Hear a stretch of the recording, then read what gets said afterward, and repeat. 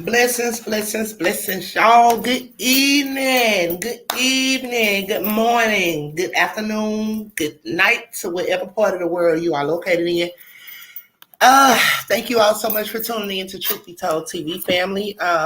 Hey, Solo, what's up, boo? Peace, love, and blessings, y'all. Peace, love, and blessings. So once again, I'm kind of stuffy, y'all. It's been cold here in GA. When you all come in, please hit that like button, comment, share, subscribe to the channel, please. If you have not already subscribed. Oh, excuse me. Shout out to my moderator. Shout out to my girl, Lynn, Vita. And shout out to my guy, Mr. Bass, who's about to come up in a minute. But hopefully everyone had a great weekend. I did. I got me a little rest. However, it wasn't enough. Cause I'm still restless, y'all. But anywho, all is well. Once again, shout out to everyone in the comment section. Solo Dolo, what it do? All right, and so y'all already know. I gotta bring my baby, Mr. Bass up. Mr. Bass, where you at? Shalom. I'm gonna be sitting to y'all. Hey, Mr. Bass. How you doing this evening? Sleeping. I hear you. Had a long weekend for an old man, but I'm doing all right tonight, and looking forward to later on when I get to lay it back down. Hell no better. Now I rested Saturday, but it wasn't no good rest like usually, because all my kids in the house, I had all my kids under one roof. So I really didn't get no rest. I got some, but then I didn't. Like when I got off work, I dealt with them the whole day, then dealt with that bird, man. Then my babies cooked for me. Then when they cooked for me, I went to sleep. But I was back up, even when I'm at home, due to me working so much, I'm like my time is so off. So what's up, Sid? Peace, love, and blessings. Good to have you again on tonight. Okay, so yeah, I'm tired. So once I get off live on tonight, I'm going to bed. I'm going straight to bed because I got to get my clients up at 5:30. Plus, I got to work to school too. So I got to go to work at the school in the morning. So that's why I'm at with it. Besides that, your day was good. How was your weekend? What's up, Miss Precious? Yeah, I just wanted to say peace and blessings and welcome to everybody that has come to watch tonight. And we are honored with your presence. Please subscribe, comment, share, hit the bell icon so you can get the notifications when we do go live. Thank you for being here, and we hope you enjoyed the information this evening. All right. Okay, so yeah, Solo, baby. I be woo. Y'all know, I work 100 and some hours a week, y'all. I be having a lot going. And then when I go live, that's why we go live Monday through Fridays. Sometimes we may go live on the weekend, but not really. But anywho, you all, later this week I will bring you all yeah, Lynn, it's my allergies, girl, like my sinus business. You know, girl, this weather been downhill. Girl, it's freezing, all this, like, I've been sneezing like crazy, y'all. But so next week what is this? So maybe later this week, you all, I do see like the updates in pertaining to Kelly. I will be giving you all some updates. It's gonna be like a touch and go topic because like I seen some stuff in there in pertaining to him and charges dropped and stuff of that nature. So I know, right, Precious, it's crazy. So yes, y'all, like I said, I will be bringing you all some updates. Yes, girl, silence on fleek. I'd keep my nasal spray on deck in my purse, my nasal spray and all of that. So yeah, so I will be bringing you all updates this week. But however, I'm just pretty much staying focused on what really matters the most because a lot of people are not discussing like what's important going on in the world, y'all. Like they're not discussing nothing pertaining to reparations. They've been having reparation marches, reparation meetings.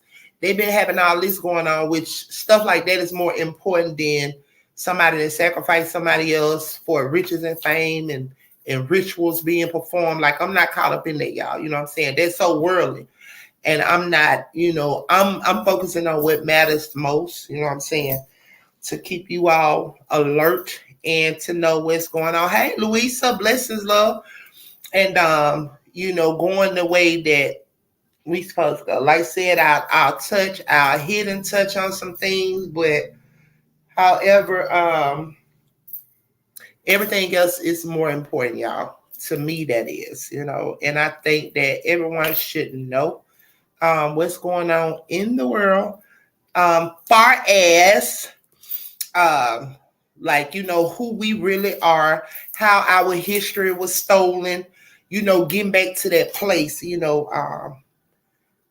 stuff of that nature. I don't think like all that other stuff like that. That's not what's important to me. It's not, y'all. And sanitizer elbow bump. Trey Lynn is crazy. But yes, y'all. So like I said, I will be bringing you all updates once again about R. Kelly because, however, R. Kelly does play a role in pertaining to all of this right here. As you all notice that we're going to bring that up. Oh, wow. See, Precious said his college student got killed tonight by another class.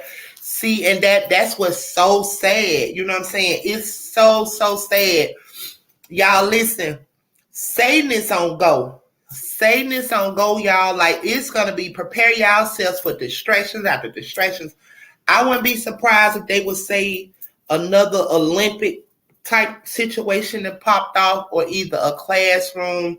Like, listen, y'all, please hear me. This is the month of October. It has yet. Today is what, the 14th, Mr. Bass. So pay attention, you all, and just stay alert, stay prayerful. Because like I said, y'all, this is November still. Wow, they were football players. It's so sad. Also, you all, I'm not sure if you all were aware. Vita was telling me something, and she dropped some information about it into the Dropbox. She was pretty much telling me that somewhere, Vita, comment where it's at, you all. Were you all aware that some part of the world, yes, it is, Meech, it's November,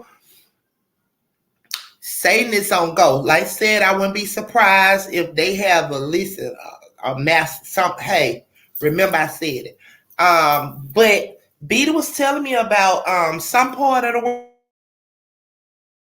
Iran. So Are you all aware of what's going on in Iran? Because they are not covering that. Like the media's not talking about it. Nobody is discussing it. Either no one is talking about it. So okay, so Miss Sin said that's Virginia. Lord, have mercy, Jesus, somebody's child. These demons is, but when you allow yourself to be open to them and they coming to you like that, they raging. Listen, those demons are raging right along now, y'all. So y'all must stay prayed up and not snap.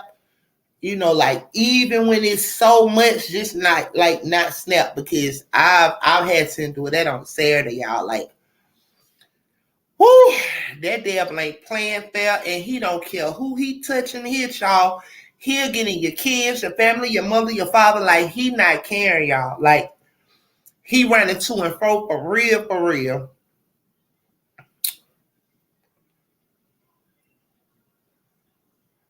What the world? Okay, so Mr. Base 3, Virginia, Commonwealth University students were murdered after losing to Pittsburgh. Yep, that's a fact. That's what she's talking about. But the article I read, it said 3. They lost, and now they're like 3-7. So evidently, the fix in the game didn't go the way it should have went. That's the way I'm looking at it. And, so you mean to tell me somebody killed these babies over a football game because someone lost? Yep. Like it was a big thing in the college basketball where these guys were shaving points so that these bookies could win. The game was fixed, and I'm thinking that was the same thing that happened here. Oh wow! And they lost bad too. So even if you bet it against the spread, you wouldn't get no money because they lost so much by so many points. Oh wow, that is horrible, man. Somebody's children, like it's so sad, but that's the world that we are living in, you all. And like I said, I hope you all just stay prayed up and covered in the blood of Jesus, because like I said, y'all, it's getting wild out here. Also in Iran, did you hear about that, Mr. Bass, how they are approximately about to kill 15,000 women? They are going to rape. They're going to capital RAP the women who are virgins. Okay, so Vita, drop in the comment section. I know she dropped it in the Dropbox, Mr. Bass, but something happened where this young lady over there, if I'm not mistaken, in Iran, she went to jail or whatever. They sent her for wearing one of those things. And they locked up, something happened with her, so everybody began to protest and do all of that, right? So with all the protesters, about 15,000 of them, they're being punished, and they're going to kill them. They're going to murder all 15,000 of them.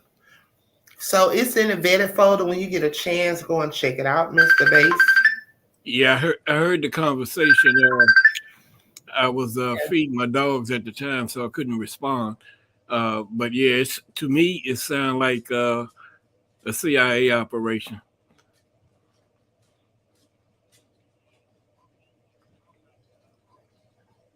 Yeah, to me, it sounds like a CIA operation, and It how they pretty do. much reminds you of the Holocaust all over again. It's like they're gonna capital RAPE the women, all of the women. If they're virgins, they're going to RAPE all of them, because it's stated that to keep them from getting into heaven. Yeah, it will keep them from getting into the heaven if they take it from them. I said, what the hell type of shit is this? But this is the world that we are living in. Like, this is the world we are living in. And I'm sure, like, people are so focused on adultery and what's going on with these celebrities who's already, the devil has already deceived them. And, they've already chose the side when they signed contracts and whatever else. They've chose the side, and that's what it is. Because pretty much they can't sell a soul that does not belong to them. They don't own that soul. God does. They were bought at a higher price, so they can't sell a soul. So, however, they just have been tricked, and they have, decided whom they're gonna rock with. But anywho, I feel like I said, these are things that are important because little not do we know we are heading into a communist country ourselves. Hey, Miss V White. And if you all don't know what communist mean, then I don't know what to tell you. Like, where the food is getting gone off the shelves. Like, I prophesied this and spoke this a couple of years back, that soon there will be nothing. That's why I encourage a lot of people to stockpile what you can, get plenty of water. If you all can get those little machines that stand tall off the floor with those big old, what do they call them, Mr. Bass? Those fountain water things? I'm at a loss. Those water fountains, those. You're not talking about the ones they deliver those big old jugs to, are you? Yeah. Oh, okay. Yeah. I mean, you can just get you one of those and get you plenty of those waters. And just get you plenty cases of water, stuff like that, because you don't know what's going to happen with the water system. Like, you just don't know what's popping off. Have you plenty of firewood? Just always stay on deck, y'all. Plenty of medications, etc., etc. Also, food that will last for quite some time. But y'all, I'm about to get off into it because, like I said, Boss Lady is a little tired. Okay, water cooler. Miss Sid said a water cooler, Mr. Bass. Okay, so you ready, y'all? Y'all ready? Y'all ready, family? Okay, so go on, drop that content, Mr. Bass. I'm about to go on mute.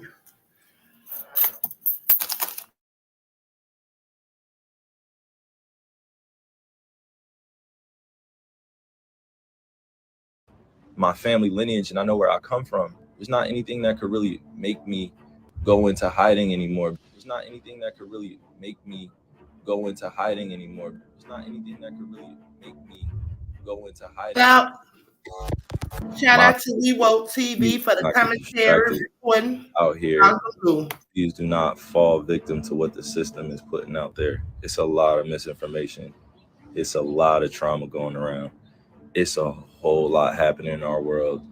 And the system wants you to be depressed, wants you to be in a state of being that is low vibrational. All right. It's a change and it's a shift in what's going on in our world right now. And I'm letting you know, I'm not being arrogant or anything like that, but from 1981 to 1996, this millennial generation, I hope y'all know, we're here to shake some shit up. We're here to shake some stuff up. But in order to shake some stuff up, right? And the next generation, Gen Z, is going to come right after us. So they're watching this, right? Then you got my kids' generation, which is very young. But I got on here to say this. Please do not get distracted out here emotionally, spiritually, because the system itself is, is dying. Is dying. Old ways of living, the old ways of doing things. It's not going to last for too much longer, y'all. I'm just saying. And I don't know anything, right? I don't know all the answers to what's going on, but I'm saying this to y'all specifically because it's important that those that understand, that are aligned and what's going on around here, that y'all paying attention, because without us making a change right now and shifting our consciousness, our kids they're going to fall victim to this system too. And the system I'm talking about it's a myriad of objective topics that we follow since we were kids, which is sex, love, relationships, religion, culture, class, finance, entertainment, media, social platforms at this point. Please do not fall victim to these things that are being manipulated and controlled. Please do not. Please do not. We have so many truth tellers out here that are doing the right things. You know, and I could point them out, but you have to have your own level of discernment once you're consciously awakened to what's really going on. And I could go on and on, but look, I have to speak in general topics because it gets too mixy. You know what I'm saying? But I hopped on here specifically to share something with y'all. My generation, the millennial generation, we got to be better. We got to be better. My millennial generation, we got to be better. We know too much of the truth. And sometimes that will put us in places where we're fearful or we have anxiety. And in order to make an impact out here that is generationally sound, where it lasts for not just one generation, but for 7 to 10 to 20 generations now, we have to break free mentally, spiritually, emotionally, physically. You know what I'm saying? It's not easy to do it, but we have people out here that are willing to extend a helping hand and do it, you know? And I went live on this main page because I know that, you know, some people are going to take this as, oh man, this guy's, what is he talking about now? This guy thinks he's, and it's like, it's not even about that. I don't even have energy to give that to, or to give to that today, you know, or any point in my life. But I will tell you this, we got to be better. We have to protect our youth. We have to protect our ways of life. We have to protect the kids that are looking up to us. So my millennial generation, this is a call out to you. No, real talk. This is a shout out to you. As Gen Z's watching and our older generation is waiting for us to take control of the wheel and lead our world into new places, new ways of thinking, because it's not happening, you know, without the proper techniques and strategies. It's not happening if we're not prepared. So, you know, and I say my generation because the millennial generation is because we help create a lot of these social platforms. We help create a lot of these trends. We help create a lot of these, you know, new waves of doing things. Like, I'm not saying that arrogantly, but from 1981 to 1996, this is specifically for y'all. Please, please, please, please, please educate the youth the right way. Please, please. We are starseeds, just like Gen Z is, just like our elders were. We are starseeds. We returned here for a bigger purpose that many people won't understand. And a lot of this Instagram live will go over people's heads, but that's okay. That's okay. Not everybody's going to get the fight. Not everybody's going to get into the war. Not everybody's fearless out here. You know what I'm saying? I'll be more specific when I say this. I'm getting a lot of wisdom from the elders, and they're telling me that this generation that I'm in, and I'm talking about born from 1981 to 1996, that if we don't get our stuff together and start making a conscious effort to change the ways of living out here, we will be doomed. If we keep living the same lifestyle that we looked at when we were kids and saw like, oh, this is popping. Oh, this is one of the people I need to follow. Like, think about social media in general. Like, you guys are we're just following. I say you guys, no, we are just following people. We're just following people. That is a level of influence that can be dangerous if it's not poured in the right places. And I woke up with this on my spirit because I had to let it off. You know, this was what was called to me this morning. I don't know what exactly, but this is what has been called for me to share with you guys. The elder generation is saying it's time to wake up. Wake up. Wake up. I'm not going to tell y'all what to do. I'm not going to tell y'all how to live, what to think. But our millennial generation, this is specifically being accountable for us.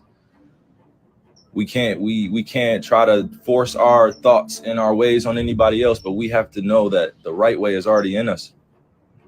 Feel me? That's why you have to be rooted and grounded in who you are. I'll tell you this. This is my last thing before I hop off live. I wake up every single day knowing that my skin color is something that is hated on. My culture is something that has been pushed underneath the rug. They're now changing history to be forgotten about. And that's why I'm saying this generation, this millennial generation, specifically us, if we allow them to cover up all the history and all the things that have happened to our human race and what has been done, we will be doomed. That's all I'm saying. So all the young kids that may not understand it yet, that's fine. You're going to come into this. But to my generation, be better. Be better. Do not get distracted out here. Do not get, do not get to a place where you're stagnant. We have a lot of entrepreneurs. We have crypto. We have NFTs. We've redefined art. We have the metaverse coming. We have all these great things coming. You know what I mean? But still, when chaos happens and trauma happens, we revert back to our old ways. They're trying to do everything possible in order to keep us in a low vibrational state. A low vibrational state. If you don't know what low vibrational state of being is, please go look it up. But I'm specifically talking to my generation right now that if we do not teach our kids the truth of this world and what has happened and what has taken place, it will be lost in history. We will be lost. We will be the generation that's lost in history. Black, white, red, yellow, don't matter what color you are, there has been some type of part of your history or our human history that has been erased for purposes that go way beyond our understanding. And I won't tell you that I know everything. I know nothing, right? I know nothing. I'm just a star in the universe. But what I do know is when I'm called to share things and I pop out like this is for intention that goes way beyond, what I can understand physically at times. I understand, spiritually, but don't understand it physically and why I'm put in certain places, but standing tall. But look, I'm gonna end my point here. To my generation and to the older generation, we must bridge the gap, and it's happening now, but we must do it faster. We must do it faster. It's not happening. It's not happening. And the reason why I say it's not happening quick enough is because we had generations come before us and we're still doing the same ish. The same traumatic events are happening in our world. You know what I mean? We had a whole entire shooting in Buffalo and there's no more news coverage anymore on the families. There's nothing. We had people of color die in Buffalo and things took place that still limited the exposure and the coverage because it was based off of pure hatred and it was an act of terrorism, and we won't call it that. I'm just telling y'all the truth right here, because when I say that my generation and the older generation has to bridge the gap, is because our kids are watching everything that we do. They're watching everything that we do. You know what I'm saying? The kids are watching everything that we do. But we want to put them in the metaverse. We want to put them in front of the TV. We want to put them on Instagram. We want to put them on social media so quick. We want to give them the same diseases that we have right now. I'm not doing it. I'm not doing it. I'm not putting my kids through this system that's designed to distract and demean and destroy character based on race, culture, class. I'm a native and I'm a black man or African man. I had to identify that because that's what was given to me in this Euro-centralized society. I had to identify as a race. I had to identify as a culture. I have to identify what my religion is. But the reason why I'm speaking like this is because to my generation and to the older generation, we can't have this. That's enough talking. We can't have this. This joint can't fly anymore. It can't happen anymore. And I'm called crazy trying to grow up in this Eurocentric society or this society that holds white supremacy over top of everything, which was created by them. I never created it. How can I be sane in a society that calls me crazy for trying to live a moral, just life, a principle-led life? I didn't grow up seeing color. I didn't grow up seeing, religion and culture, bro. It was taught to me. It was taught to me. I grew up in school with this stuff. I had experiences. So my generation, like we still deal with it a lot, but our older generation dealt with it far more superior than we did, just because it was way out in the open. Now it's way more guarded and silent and subtle. All these isms and all these definitions that we put out here. And let me direct it back to my point. I can wake up every single day knowing that the system is right in front of me and I'm making money for the system. The system is what I need to survive, right? But the system also created an image of the way you're supposed to be out here, and that's just not reality. That's not reality. The image that's created of who we should be. Like look on all these social media websites. Is everybody not trying to be the same? Is everybody not trying to be the same on all these social platforms? Is everybody not trying to be famous? Is everybody not trying to be liked? Is everybody not trying? You know what I'm saying? Like I don't. But y'all want to crucify the people that want to make change. But as soon as some shit pop off, everybody runs back. I don't get it. Everybody runs back to their Twitter, to their Instagram, to their TikTok. Everybody runs back to social. You know what I'm saying? Like everybody just runs back. Nothing gets done. Nothing gets changed. And I'm not saying that I'm going to be the only one that's changing this thing, but damn, like millennials, we got to be better. We got to be better. Millennials, our generation, this is for us. And y'all know who I'm talking to. Our generation, 1981 to 1996. That generation and our older generation, I don't want to say older, like age, stuff like that. I'm just saying our more wise generation, our elders ahead of us, they got it. They got us. They're going to protect us. They're going to protect us. But first, we have to reclaim a few things.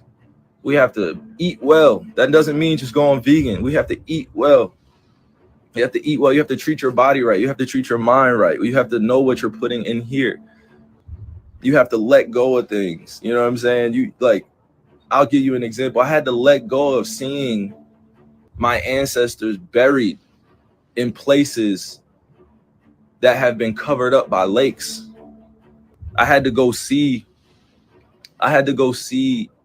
museums with nooses around my ancestors' necks. I had to go see lawmakers that are still living today that put a lot of my family members in bondage or in prison or oppressed them in some type of way. I had to go see that, and I had to let go of that energy, that hateful energy that I had, in order to move on in this world, to talk openly. Because if I didn't let it go, I would have been walking around as what? The angry black man. The angry black man. I had to, that's always the MO. If you're the angry black man, you can't get anything done. So I had to change up my approach and my perspective. Doesn't mean that I'm not ready for war out here, but it just means that I know who my enemy is and why they're doing what they're doing. And the reason why I express these things to you is because the millennials, we have the answers. We have the answers. It starts with our diet. It starts with our spiritual systems.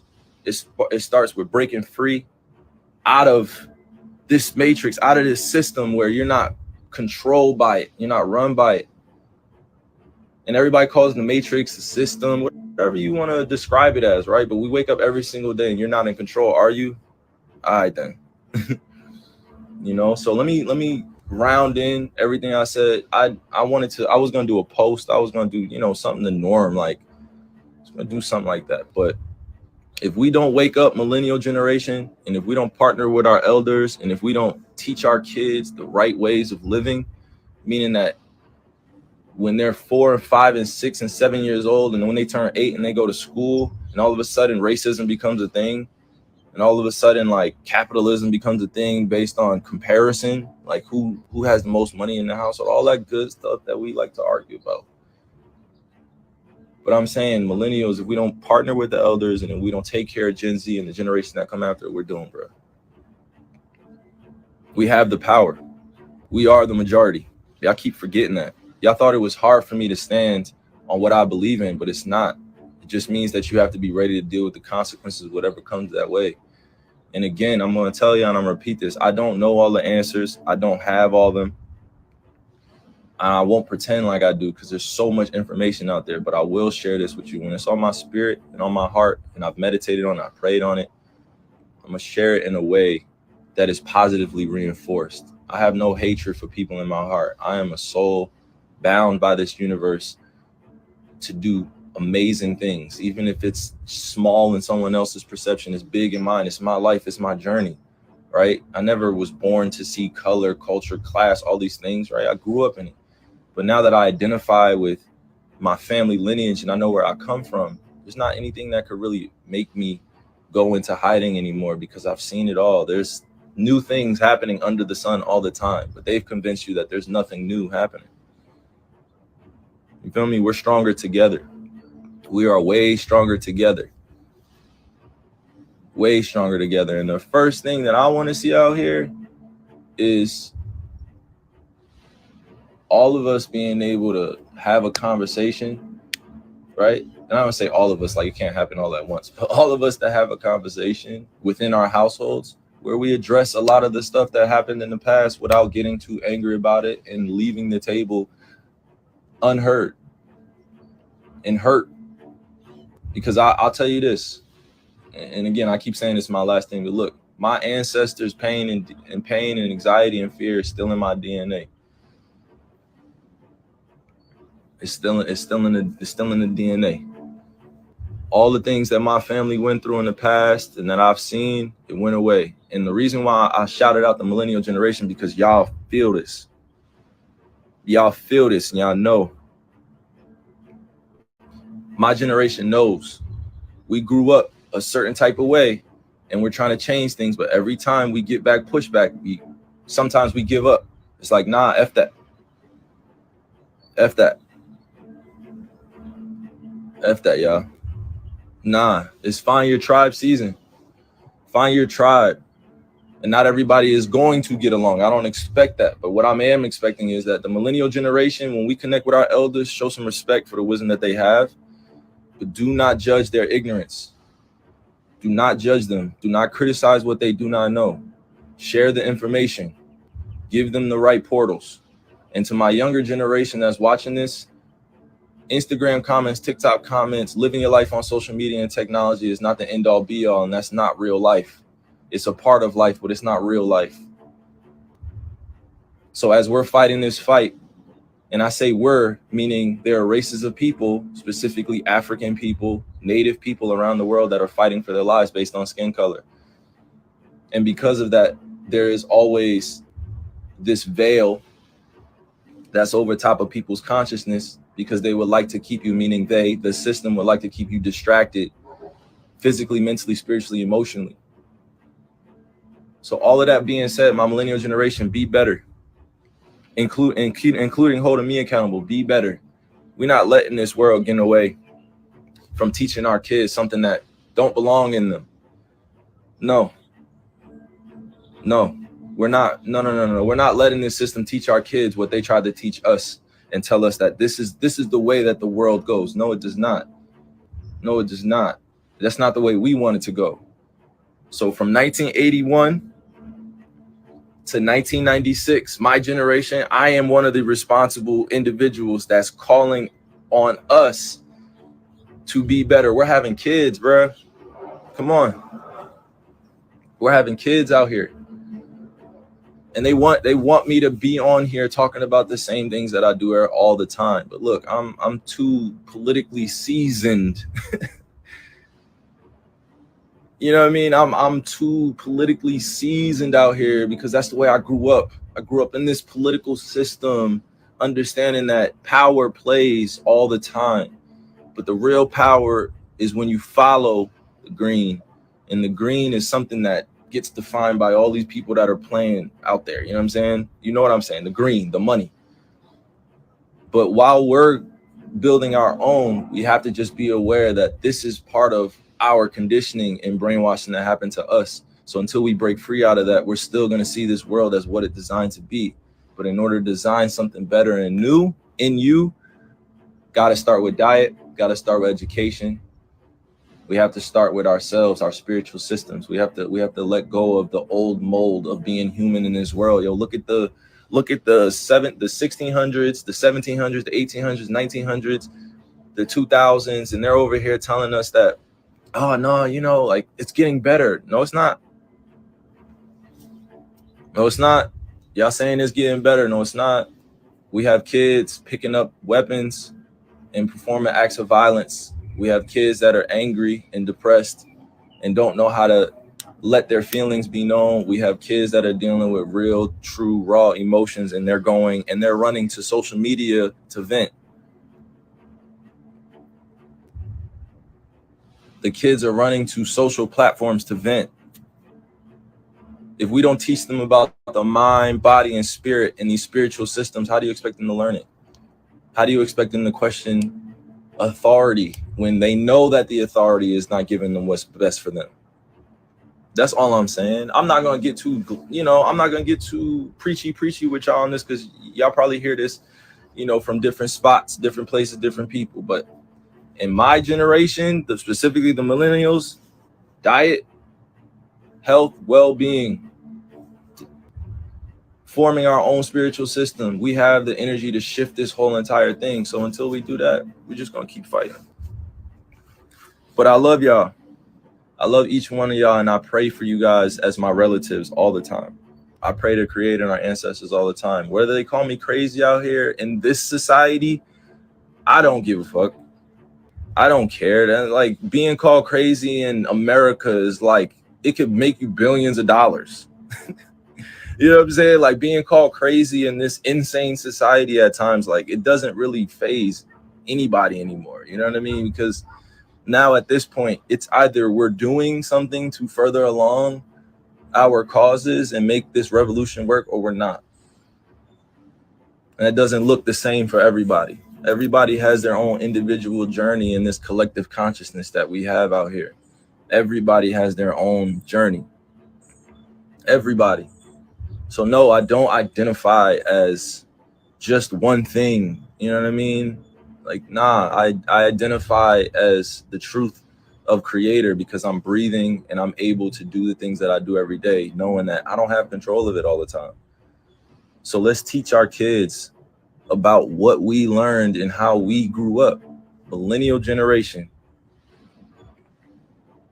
Come on. That's all I'm saying. Sound mind, sound spirit, sound body. So all my youngins out there, please, please, please, please pay attention to what some of your older family members or relatives are saying. Your older brothers and sisters, please pay attention to them. Like, that's all. That's all, y'all. That's all. It's bigger than entertainment. It's bigger than politics. It's bigger than all the things that we hold value. It's bigger than social media. It's bigger.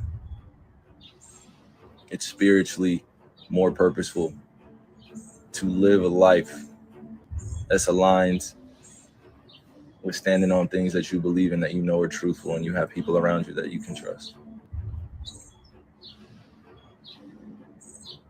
It's bigger, y'all. It's bigger. It's bigger. Because y'all gonna get to know Halo. Yep. They're gonna get to know Halo. They've hijacked my Kyrie name.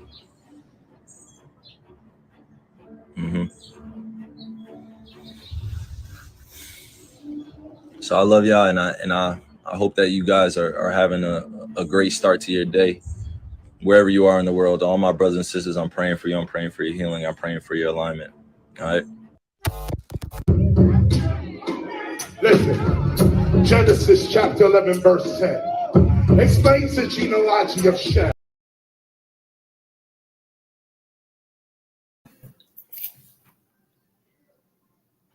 Alrighty, y'all. So as y'all know, Mr. Bass or Mr. Terra. Hey, Mr. Terra, welcome back, boo. How you doing? Shalom, Mr. Terra. him and that dang on phone. But Mr. Bass, were you aware that Kyrie, that's what he rocking his name on the social media platforms and stuff like that? Like holla. What he said? Yeah, that's what he rocking now. Yeah, no, I didn't. Yeah. I didn't get to the end of the video earlier. Yeah, no, that's news to me. Amen, Parch. Amen. Yes, Miss Cent, that was absolutely deep. Yes, Mr. Bass, absolutely.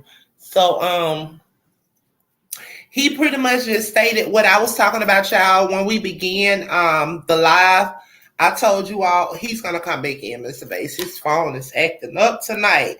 So pretty much Kyrie was pretty much just saying how I feel. And everyone that is highly conscious know what's at stake and what's going on out here, that see from a bird's eye view, vivid, or through a spiritual eye. We know and we see, whichever one you want to use. We know, we see what's going on. Also, if you line it up with the word of God, where it states, you see what I'm saying? So I'm bringing Mr. Terry back up. So, that's, like I said, that's what's more important, y'all, than the gossip. I'm sorry. That's just not what's up with me, Hey, Mr. Terry, is you in order over there? Cricket. Yeah, hey, how y'all doing, family? Yeah, my service keep going in and out. I don't know what's been going on over here, but I'm back, baby. Hey, babe, how you doing? Yeah. I'm doing good. I miss y'all. We miss you, Mr. Terry.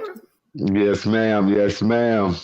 Welcome back. Yeah, thank you so much. I mean, I appreciate the love from all, my Truth Be Told family, and I love y'all from the bottom of my heart. Thank you so much. Listen, did that young lady reach out to you about those flowers? Because I never did get a response back. No, she didn't hit me back neither. All is well. She'll never sell another flower, baby. Yeah, thanks. Because I figured she would reach out and, find out what's going on. But like I said, God don't like ugly, but he always fixes the problem. Amen. You know what I'm saying? Yes, ma'am. When you all entrusted me to, order those and pay for them, and for your website to show one thing, a whole business out here, your website has one thing, but then when you go and do the pickup, like, whoa. And then she put her daughter in a line of fire. Just evil. But thanks. I really do, once again, I really do apologize. Boy, the ones I picked for you from all of us, they were so beautiful, Mr. Terry. I know. I kept looking at the picture and then looking back at the what's the name. I was like, yeah. Because when I finally called on to it, you had told me, you were like, nah, did you look at the picture? Then I started looking at the picture. I looked at the flower. I was like, I see why, boss. Like, yeah. And what got me, what you had said, ain't nobody order no doggone table flower. I know, right? I'm like, what the fuck is that? Yeah, but I do understand, yeah. Yeah, y'all, Mr. Terry, he lost a loved one, and we all over here, truth be told, we got together. So in case you all didn't know, like when you all see at the bottom the Cash App to support the channel, Cash App, that's what we do over here. Like we just use it, like say for instance, one's birthday, well, day of celebration. I call it day of celebration. They may call it birthday. Day of celebration,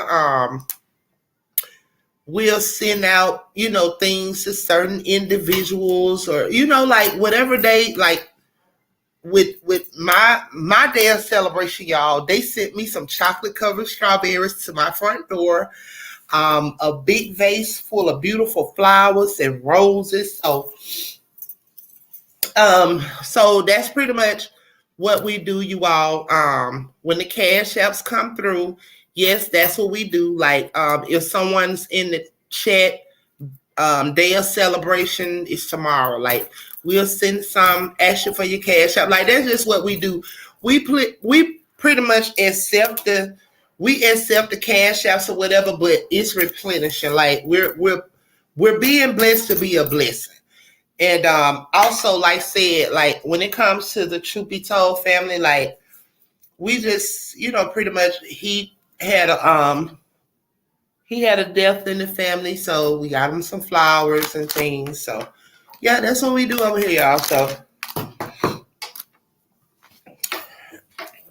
until we get those memberships to start going, then we go and do a lot more.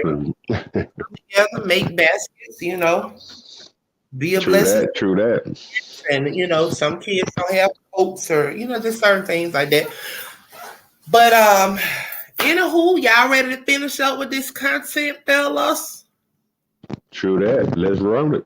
All right. Run it, Mr. Bass. Oh, Mr. Bass, I think I sent you 2 links of the same thing, Kyrie. I really do apologize, babe, but I really do think I did. If I did and you see it, Mr. Bass, just skip to the next, but you can go ahead on and run the content. Anti-Semitic. You've many of the things that I've read about you, and you've made a mention a couple of times about the Jews and everything, and I'm wondering if you are personally anti-Semitic. No, how can I be anti-Semitic when the Arabs are half the Muslim world is Semitic? If I was anti-Semitic, I'd be anti-Arab and anti-everything else. No, I think that in this country, there's one mistake that the Jews make. They put themselves in a position where whenever anybody gives an objective analysis of the role that they play, they defend themselves by accusing you of being anti-Semitic. And a Negro is not anti-Semitic when he says that the man who's exploiting him in his community is white, because it is a white man who owns all the stores. Now, is it an accident that these whites who own these stores are Jewish? If it's an accident, then the fact that he says the Jew on the corner is exploiting me isn't an anti-Semitic statement. It's just more descriptive of the man who's exploiting him. Are you anti-Semitic?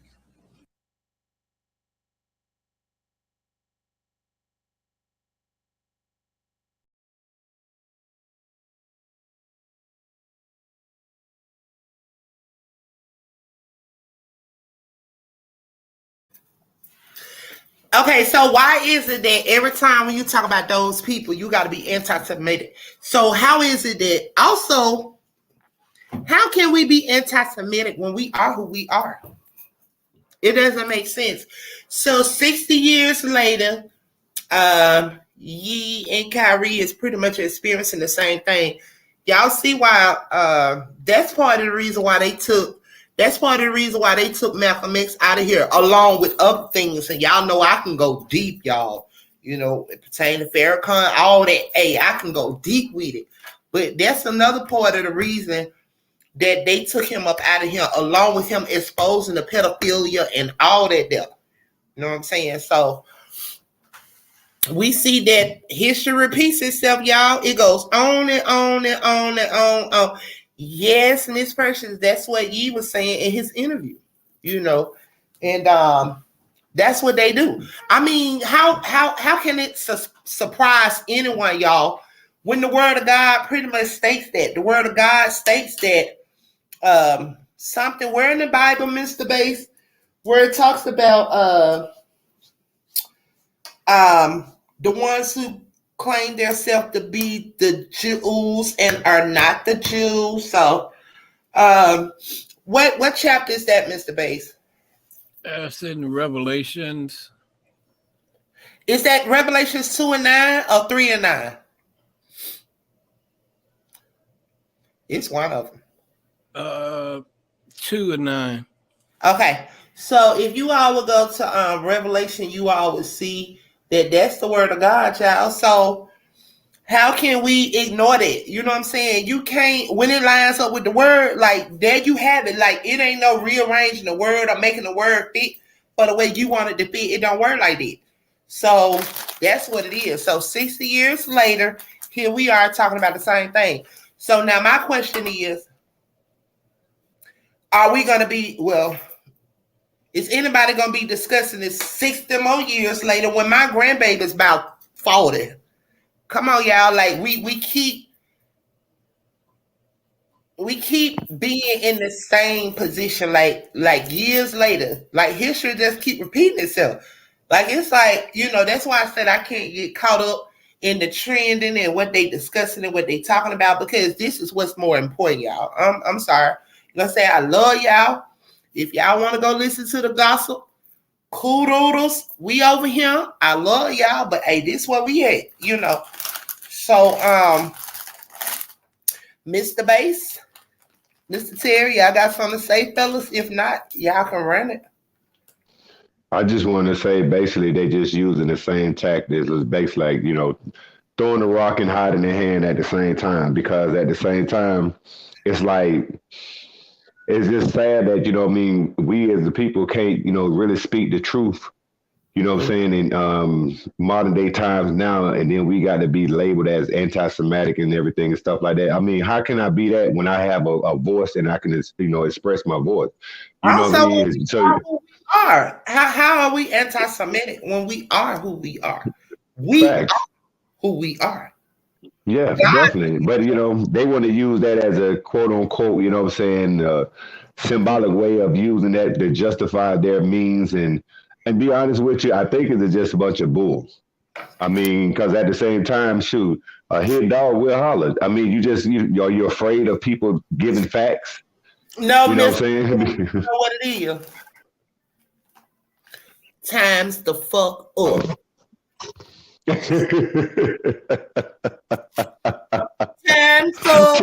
True that. Hey, definitely. Look, I'm repeating what Daddy said. Okay? Times the fuck up. Well, he ain't curse y'all. I said that. He know me. Hey, I am who I am, y'all. I ain't finna give y'all nobody different. Listen, they time is the fuck up. Okay? Thanks. That part. Facts, Miss Cent. They been pulling the right. Listen, y'all. When this thing, listen, I'm trying to tell y'all, for the revolution would not be televised, y'all. And the reason why it would not be televised, just when they thought we gonna be awakened to a highly conscious, where a lot of us, like we really, no, y'all got not only us, like y'all heard Kyrie stated.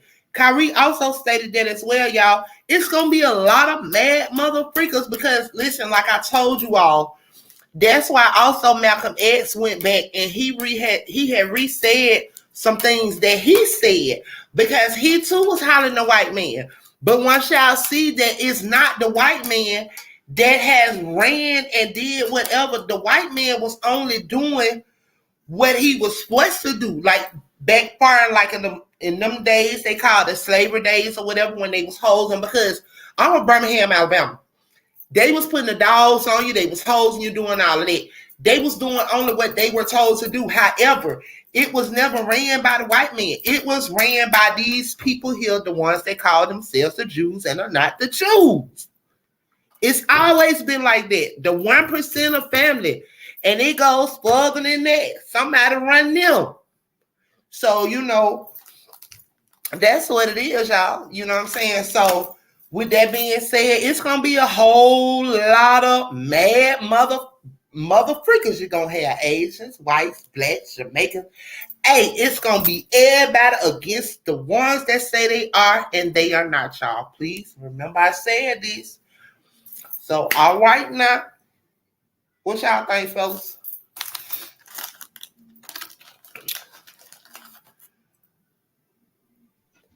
Cricket. Blessings, boss lady. Hey, blessings. What's up, mister? What's going on, mister? Hey, y'all. Just getting off work, heading to the house. But shoot. All right, babe. So I'm in here, so I'm gonna be on mute, but I'm in here until I get to the house. Gotcha. All right. Peace and blessings, brother. I was just about to text you to make sure you was doing all right. Oh yeah, I'm doing 2 properties, y'all. I'm sorry, I'm doing 2 properties, so I'm just leaving this other one, and I'm driving, so I couldn't hold the phone up. So, but I'm in here, and I get back on when I get home, I get on the laptop so I can have my camera on. Okay, babe. All right. All right, Miss Sid. So yes, you are right. That's what they always do. They always try to pull the race card. That's why I said in a time like this in 2022, y'all literally think it's just as racist. I hear how them programming, them goddamn people be telling y'all and programming y'all mind. Y'all sitting there watching check a nigga news, which is CNN and whatever the hell they call that shit, sitting up there stuck being programmed. You know what I'm saying? With for one, What you call it, my boy? Oh, check a nigga news, boy. That's the first one. Hey, all right, my boy. I mean, I'm just saying, you know what I'm saying? So, you know, they sitting up there watching that, but you are right. You know what I'm saying? They telling them to be racist. But however, when you are, I know I'm in Georgia, y'all. So me being in Georgia, hell, my nieces and nephews, I have mixed biracial nieces and nephews. However, anytime you can walk out your door, you see a brother color with a goddamn whatever. Hey, to each his own. Splice if you want to splice. Boss lady never splice. I just don't foresee it. That's what it is. But anywho, long story short, and I'm finna cut to the face. Anytime you can walk out your door and see all these different colors, nationalities of people together, married with babies or whatever, y'all still think it's racist? Wake the fuck up, okay? Let's go, family.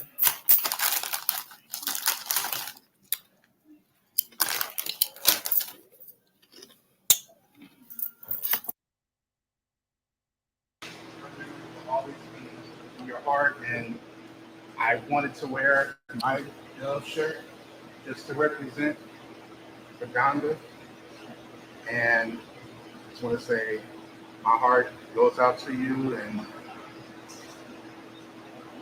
I don't have anything else to say, bro. Just want to give you your flowers and continue doing everything that you're doing. We're on your side, bro. Yeah, I really appreciate that. You know, just for you guys understanding humanity.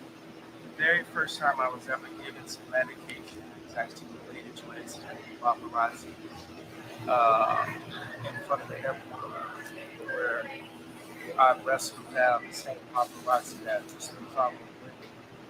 And then they sent me an anger management class. I don't want to sign those right now, bro. I'm not going to sign them right now. All right, so they sent me this anger management class, and then the guy just gave me some medication. He's like, yo, take this. I had never taken medication my entire life. And one doctor said it started like this slope or something. And, you know, the interesting thing, they saw the heart text me. People are looking over. You know, the media has run all these stories smearing me for saying, hey, I can't be anti-Semitic if I'm a Semite. Because I am. Because that's who we are. Black people, we don't have a flag. Our history's been stolen from us. You go to the African American Museum, it starts in slavery. It doesn't start before then. They don't talk about Mansa Musa. They don't talk about us being here before. So I want to read this text out to you again, right? Because people need to not forget this. So when I put up the tweet, I was going back and forth with Harley saying, hey, I'm angry. I'm angry at how these Jewish business people have done. And so many of my friends. Are they talking quiet? Yeah. Excuse me, disculpe, estamos haciendo un video, por favor. Gracias. Thank you. Is he still talking? Let me know.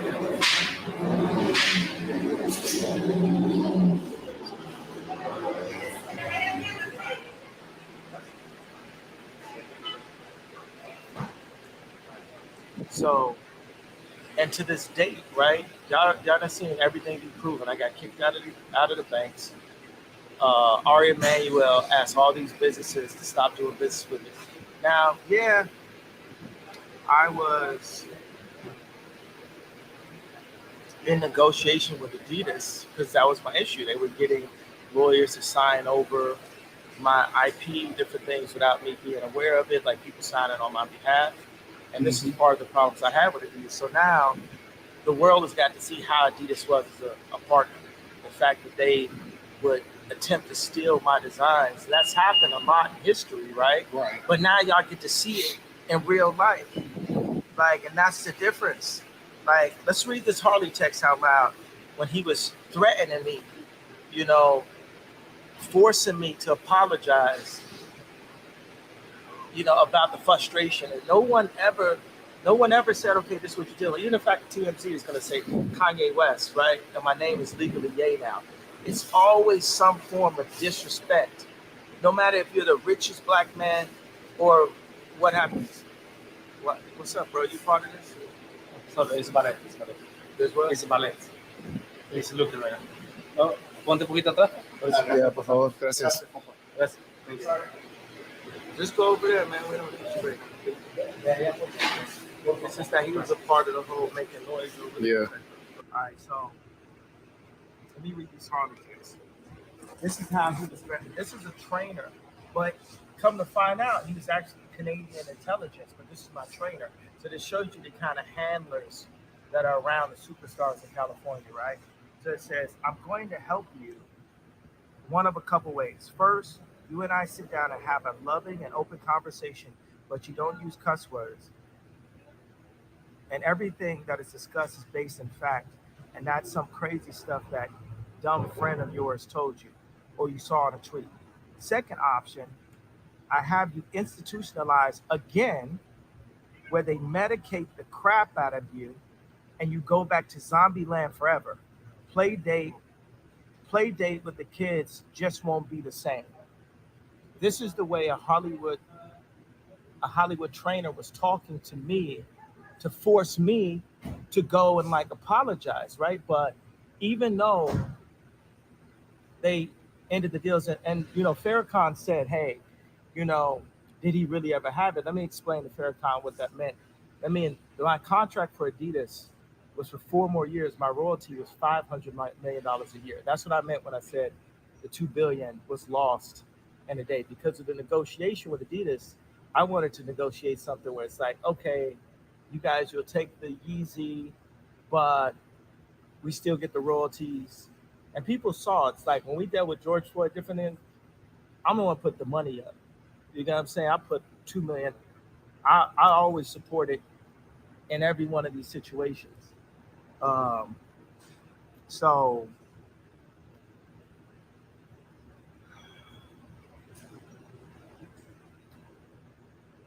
you think about if Harley was part of intelligence, right? What kind of people you think are surrounding my kids? What kind of people you think are in that house right now? My kids go to Sierra Canyon. It's a Jewish school that doesn't teach Christianity to these Christian kids. At Christmas time, they're teaching Kwanzaa to black kids. They say, hey, this is your Christmas. This is all indoctrination. This is all mind control. You gotta understand, like I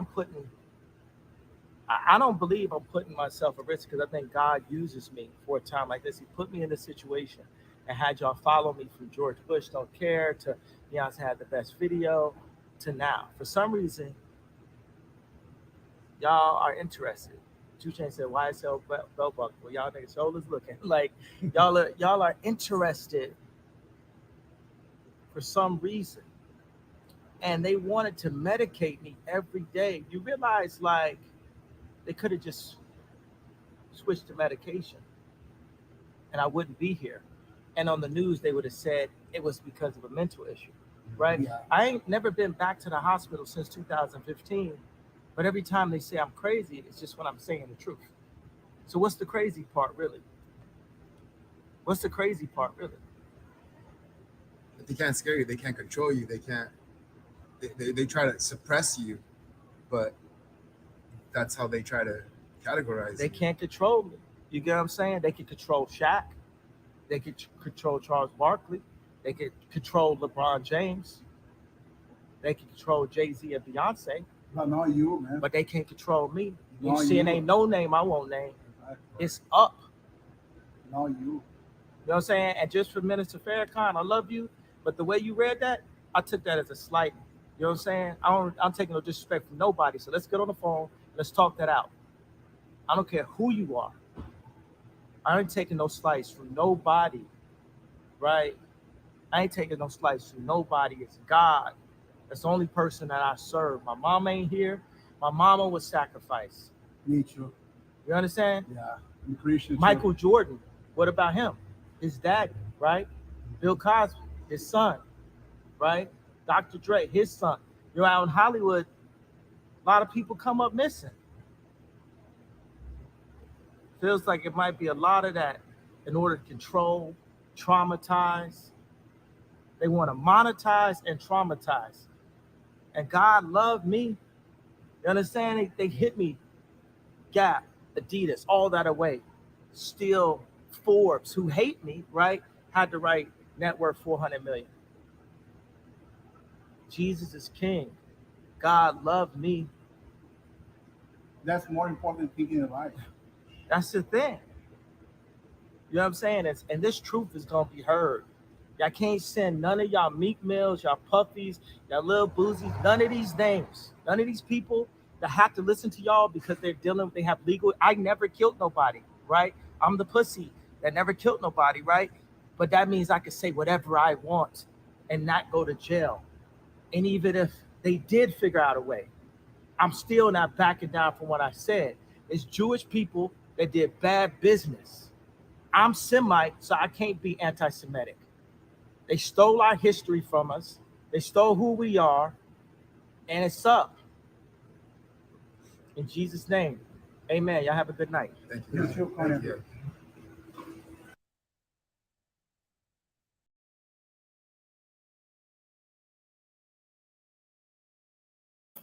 Hey, Mr. Bates, when you get a moment, check your email. I got that from Sir Miguel. When you get chance, because I think you got one more clip, one or two more. I'm really not sure. I got two more clips. Okay, yeah. Check your email. I got that one from Sir Miguel. But also, y'all see how how Yee went off? He exposed a lot then in the sacrifice. Yeah. They said Definitely. we crazy. We be talking about this stuff, y'all. Definitely. But yeah, well, we supposed to be the crazy ones. Mm-hmm. Yeah, okay. We be talking about the sacrificing, the rituals, and all of that. They said we crazy, but then y'all just hear Yee admit it. Yep. They sacrificing, he was talking about, all that. But at the same time, like I said before, they the ones that want to throw the rock and hide their hand. I mean, shoot, all it is that man just speaking the truth. I mean, enough is enough. Yes, he said his mom was sacrificed, but I'm going to tell y'all what I think. I don't think per se that he sacrificed his mom. Is because of how he said it. He said, I ain't killed nobody. I ain't, you know what I'm saying? He made it be known. They sacrificed my mama. I ain't killed nobody. But, shot Michael Jordan, his dad. So he went to breaking it down. He was like, I don't owe them nothing. They can't come at me for nothing because I ain't did these things. But he went to dropping them names. So we know that Dr. Dre killed his son. Then the list go. Facts be facts. He said he didn't. He said my mother sacrificed. He said I ain't killed nobody. Yeah. He definitely said it. No type of way. Cause I ain't, yeah. So did they kill his mama to make him stay in line or to make him? I don't know. You gonna have to figure that one out, y'all.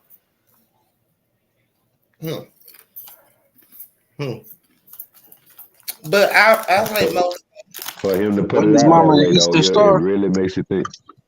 I was just gonna say that, Mister. She was knee deep in it. She was knee deep in it. Yeah. So that's what I'm gonna say, Mister. He just haven't come to terms that his mama sacrificed herself for her son. She was an Eastern Star, and she was very deep off in it. See his spiritual side. What you all see is his spiritual side. It's his spiritual side, which comes from his dad's side. However, his mother's side was the side of the goat riding the lamb and all this here, which was the Eastern Star side. So that's why he don't have. It's like he don't have balance in some ways because he wrestling against. Excuse me, y'all. He wrestling against like the side his mama taught him, and then boom, here you go, his dad. That's why they be like, well, you know, your dad said. Because, you know, he had to snap back into what his father said. You know what I'm saying? So I do remember that me and Mr. had checked that out, and there was something we researched and came and stumbled upon. His mother yeah, you're right. She was sacrificed, but she sacrificed herself. Oh, yep. Yep. Okay, so Smith said, I met his mom personally. She definitely had it. Yeah, so she was deep up in she was very deep up in Eastern Star. She was really Eastern Star, y'all. And I think his grandma might have been too, because you know they from Oklahoma City, and Prince Hall Masons are very deep in Oklahoma. I know. Yeah, facts. I mean, they even got a neighborhood named after him. Prince Hall, you know, it's on the east side. For those who familiar with Oklahoma City. All that shit gonna be exposed. Listen. Do y'all not know they still got Negroes out here really think that they are 33rd degree? Y'all, I'm just baffled. Like, I don't know. I guess that's the delusion within their mind. I don't know, y'all. Like, for the life of me, you could never be. Only the 1% of that family is those. You know what I'm saying? Like, you may be 32nd Shriner or somewhere around in there, but 33rd, no, you could never be. You could never. They have been duped. They have been duped. But anywho, that's for another day. But yeah, y'all, his mom was a Eastern Star, so she may have sacrificed herself, y'all. You got it, Mr. Bass? Yeah, yeah, I got it. You want me to run that one? Hey, quick question for y'all. Hey, so, you know, about her being Eastern Star, don't you think, you know, like you said, she might sacrifice herself, and that's why he's protected right now, right? The reason why they ain't came at him like they want to, you know, like they've been doing these other celebrities. Well, you know, by being like, and then his grandmother. And that's like me. Remember when I told y'all the story about like my whole family at one point, they were Masons, Eastern Stars, all of that. Grandmother, Grandword the Matrix, and all of that, right? So automatically when I didn't know no better and I was fixing to join such a demonic society, right? When I gave my name and filled out my application, did all it, and I upped that money, like you know, they have logs of your family. Like every state has a log book. Every state has a log book. They go all the way back. Like that family name, like, yeah.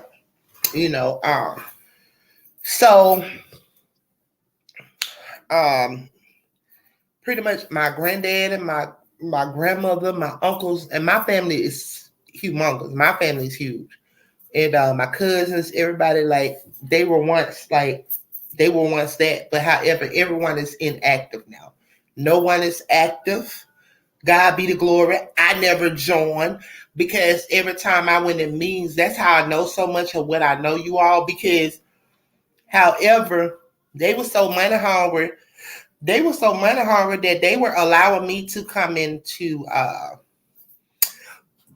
they were so money hungry, y'all, that they was allowing me to come into the meetings that they were having, and I never was initiated. Also, like, my name is on the roster roll in Alabama that I am a Eastern Star, but I never got initiated. You know what I'm saying? Because I had so many questions. And I was like that student in class, like, hey, what makes it right for y'all that it's not right for everybody? Like, I just had questions, y'all. You can't, like I said, you can't piss on me and tell me it's raining. Like, huh? And I don't, some things that I was seeing was just like, no. And then talking about not to tell and swearing in secrecy, like nothing of God is in secrecy. So, hey, they gave me all the knowledge and I never got initiated, which was ass backwards. But, I thank God that I did. That's why I know a lot of what I know, y'all. But, yep, you all right, mister. His mother, she possibly did that for her son. I got a question. Hey, Mr. Bates. The Untouchables, are they over top of the Masons? The Untouchables, the powers that be, are they over top of the Masons, or are they just part of the inner circle of the Masons? No, they overpower them. Well, they overpower them. However, like the regular Mason, like these things that they what Big Mama call them, imposters. They are imposters. They have been duped. But however, the powers that be, they the highest. Like that's where they at, and in their mind, that's where they stop it. The rest of them just they little do boys and do girls. They all have been duped, Mr. Bass. Yeah, because I notice most of the time, if you see white Masons, all you see is Mason. But when you see black Masons, it's Freemason. I make it make sense. I just told you they've been duped, huh? They swear they don't listen. They listen. Baby, listen here. I know all what they do.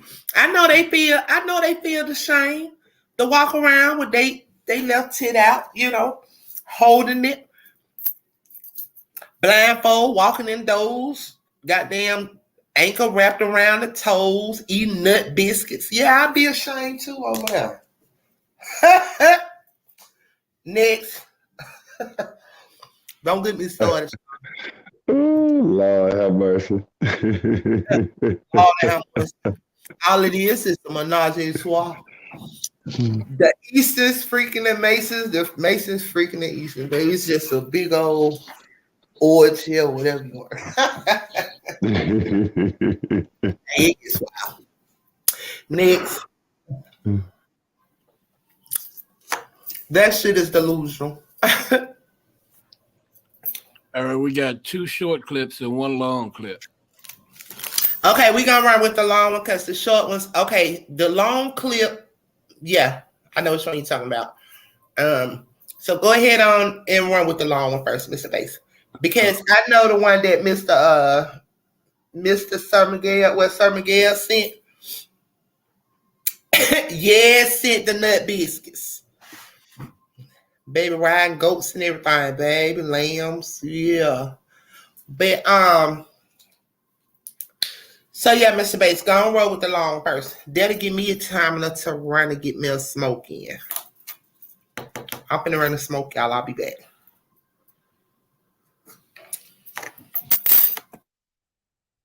All right, so to my understanding, now I want to thank Khalid L.I. King from the Black History 101 Mobile Museum.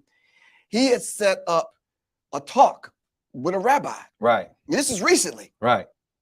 So, and I'm in front of a room full of Jewish people. Right. And I'm asking basic questions, and maybe you can help me out. Right. So let's look up the word anti-Semitic. Right.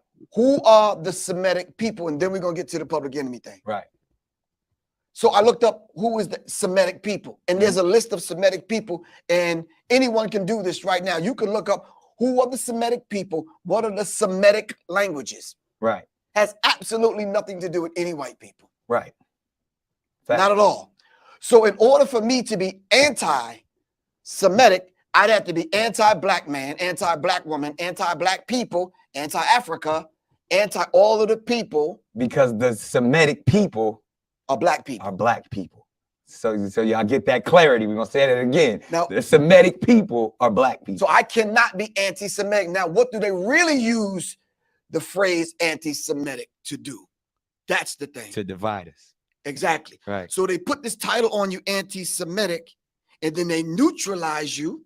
Right. Separated me from the group. Right. Say he's a Jew hater. He hate white people. He hate gay people. He hate all white people with freckles and red hair, whatever. Right. And they put that on me, which I never said these things. Right. You understand what I'm saying? I just ran down the history given to me by my elders. And anybody could read this for themselves. Right. So it ain't a Professor Griff hating people thing. Right. Now, closer to what happened with the Public Enemy thing, the brother by the name of James Baum, one of the X1Ws in the group, gave me some information because he was in touch with the research department of the Nation of Islam in Boston. Right. Got the information, and we talk about the secret relationship between blacks and Jews. Right. It was a manual. It wasn't even a book then. Right. Wow. I got it. I went to Kinko's so I can get me a copy. Right. The brother recognized me. Oh, you that dude from Public Enemy, man. Right. For real. I said, yeah, bro, I got to get to this thing because I was the road manager, so I was responsible for everything. Right. I gave it to him. The brother gave me a copy, but he made himself a copy also. Yeah. So that's a violation, but cool, bro. But Whoever you are. He wanted some information. He wanted some He information. was hungry. He was thirsty. Exactly. Okay. When I seen the brother again, dude gave me a box of them. And I gave James back his. So I read it. So now the spokespeople for the group, me and Chuck, we did all the interviews. Right. We sat down. We went to DC.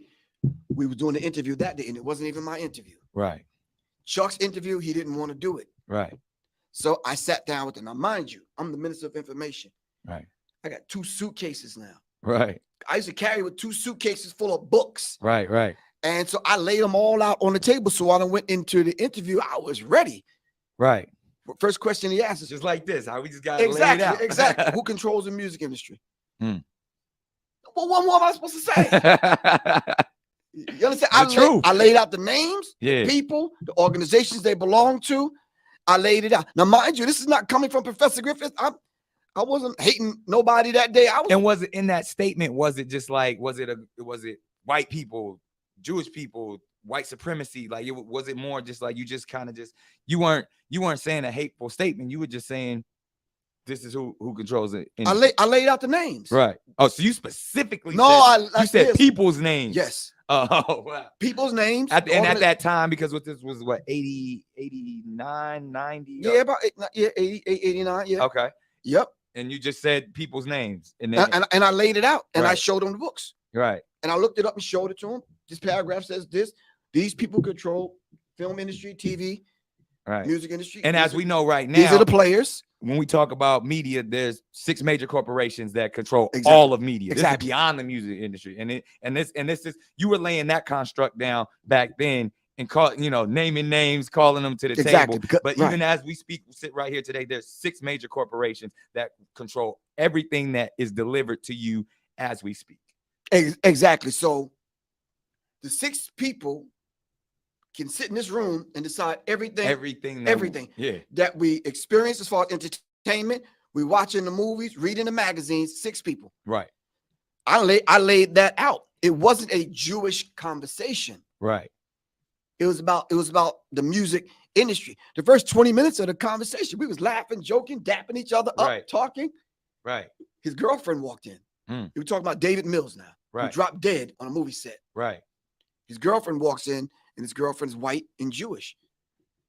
Well, I'm from Roseville, Long Island. We don't have no experience with white people like that. So I'm like, except for Howard Stern. Exactly. Exactly.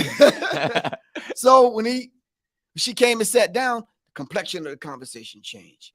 It became more, and I'm like, you see what I'm saying? Yeah. A couple of times he even pressed the pause button on the cassette. Yeah, that privilege starts speaking and So now he had to change his tone because Right. Now the white Jewish girlfriend is sitting next to him. Right. And she's getting offended. Right. By me calling out the Cohens and the Moskowitz and the blacks and the Right. And I'm like, okay, but still no hatred involved. I'm just laying the history out. We're just speaking facts. When I finished the interview, he admitted and said to himself, you know something, this is the kind of stuff that can get you in a lot of trouble. And I'm like, now keep in mind now, I'm in my 20s. Just like these conversations.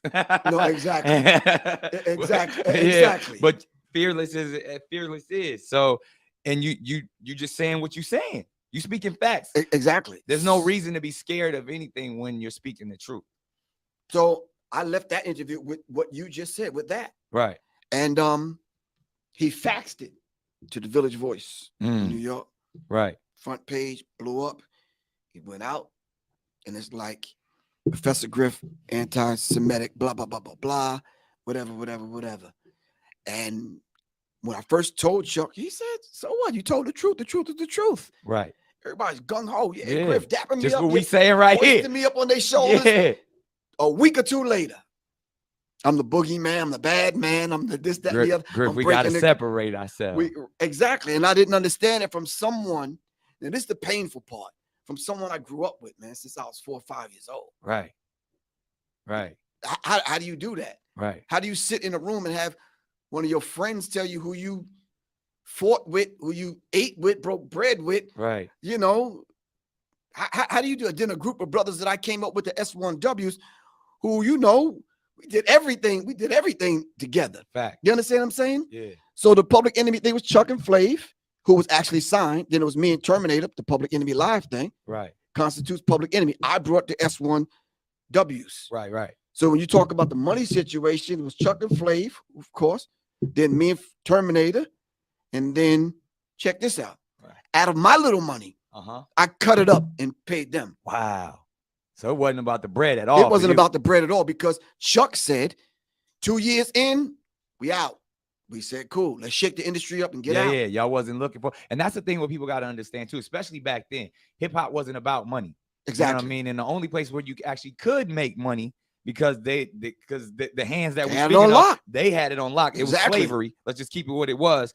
But live is where you could make money. And that's right. That's from the blues days all the way to today. Exactly. Where you seeing all these cats with all these diamonds and all that. That's because they getting 50,000 a night. Exactly. That's because, and back then it was 1,000 a night, maybe. Thank you. And we were on a van driving ourselves. Right. And it's 20 of y'all. Right. Splitting up $1,000 a night. Exactly. So that's the real of it. And the whole idea of separating myself from these cats prematurely that we came up. Now let's keep the timeline in mind. Yeah. 80 in the 86, 87, the album's out. Right. All right. So 89 would have been it. That's right. it. We done. Because y'all was only set out to do Public Enemy for 2 years. That's it. Right. So I was on time and I was on point. You was right there where it was called the players out. I shook the industry divinity. up. The universe. But now I'm the bad man. Yeah. Now I'm hated now because I told the truth. Right. How do you walk around with that in your chest, Nick? How do you do that? Yeah. How do you walk around with now, but because I'm the bad guy in the group, I messed it up for everyone, so to speak. I'm like, whoa. Right. This is not what we discussed in my mom's basement, in Miss Boxley's basement in the garage. Right. At 510 South Franklin. This is not what we discussed. We was going to get in, shake it up, and we out. And so now I'm here. Well, we didn't want to shake it up that bad. I'm like, come on, bro. Right.